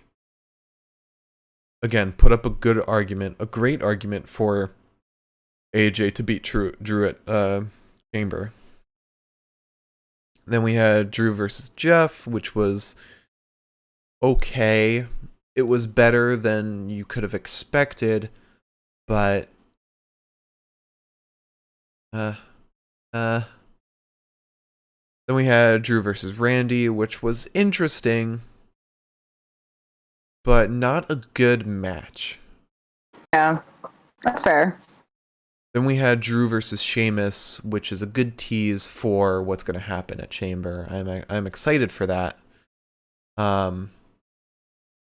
But this wasn't a whole lot here to really digest. So it's really tough. Oof. But I think I want to go with the Gauntlet match.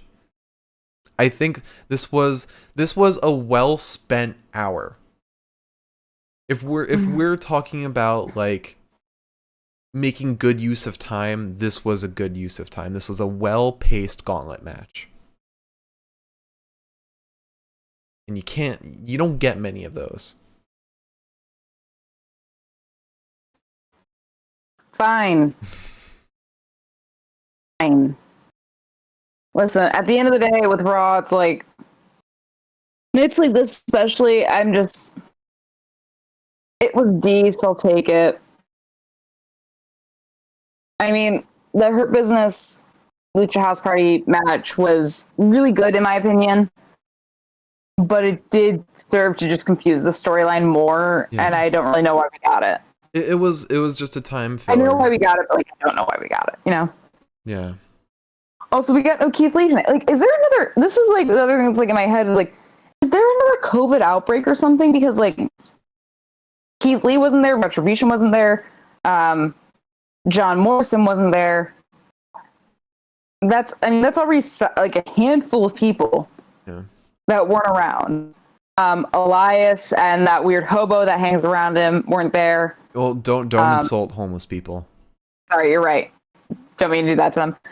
That weird apparition that follows him. And now you're insulting Might be ghosts. insulting apparitions too. You're right. Sorry. But whatever. It doesn't matter. Weird man. Don't insult men. It's fine. The weird man that follows him around also wasn't there. So I'm wondering if something is going on. Normally this kind of comes out, but like... I'm trying to think of who else we didn't get. Huh. Let me see past Raw notes. Maybe I'll see something there.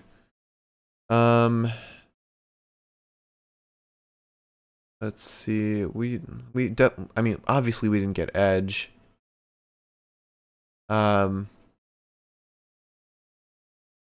that's really it.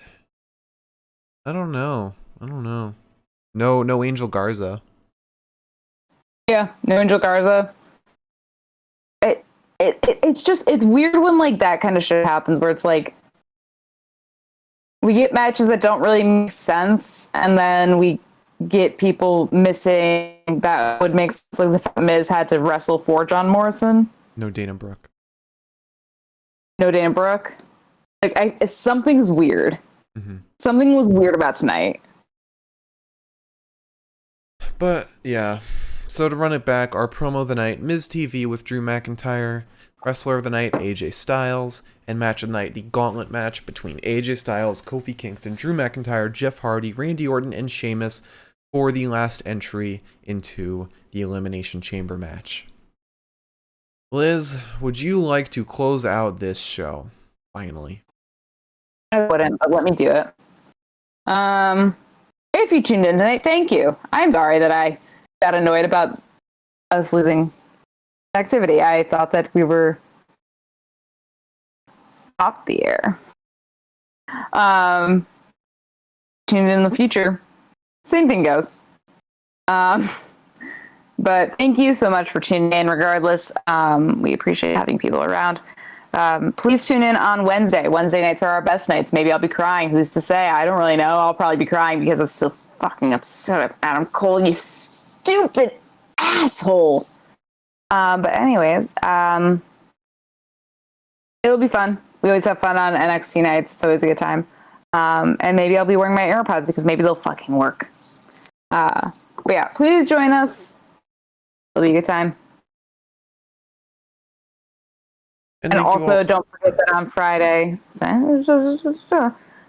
we will be doing our predictions for Elimination Chamber, and then Sunday we'll be doing Elimination Chamber podcast. Yeah. Thank you all for watching. If you enjoyed, hit that follow button or subscribe button.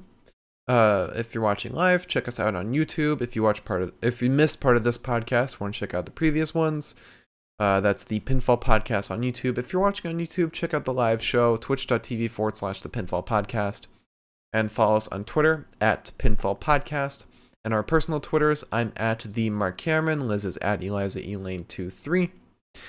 And don't forget to check out the Universal Pokemon Federation on YouTube. We have a new episode coming out this Thursday. Huge episode. I'm going to be battling VB Wilhane for a chance at the UPF World Championship title.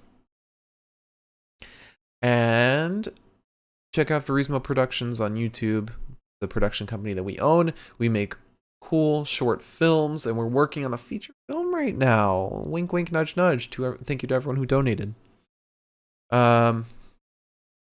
And that wraps up our show. Thank you all for watching. Don't forget to tune in on Friday to the SmackDown episode where we'll be doing predictions for Elimination Chamber. All right. We'll see you on Wednesday. Thank you all for watching and have a fantastic night.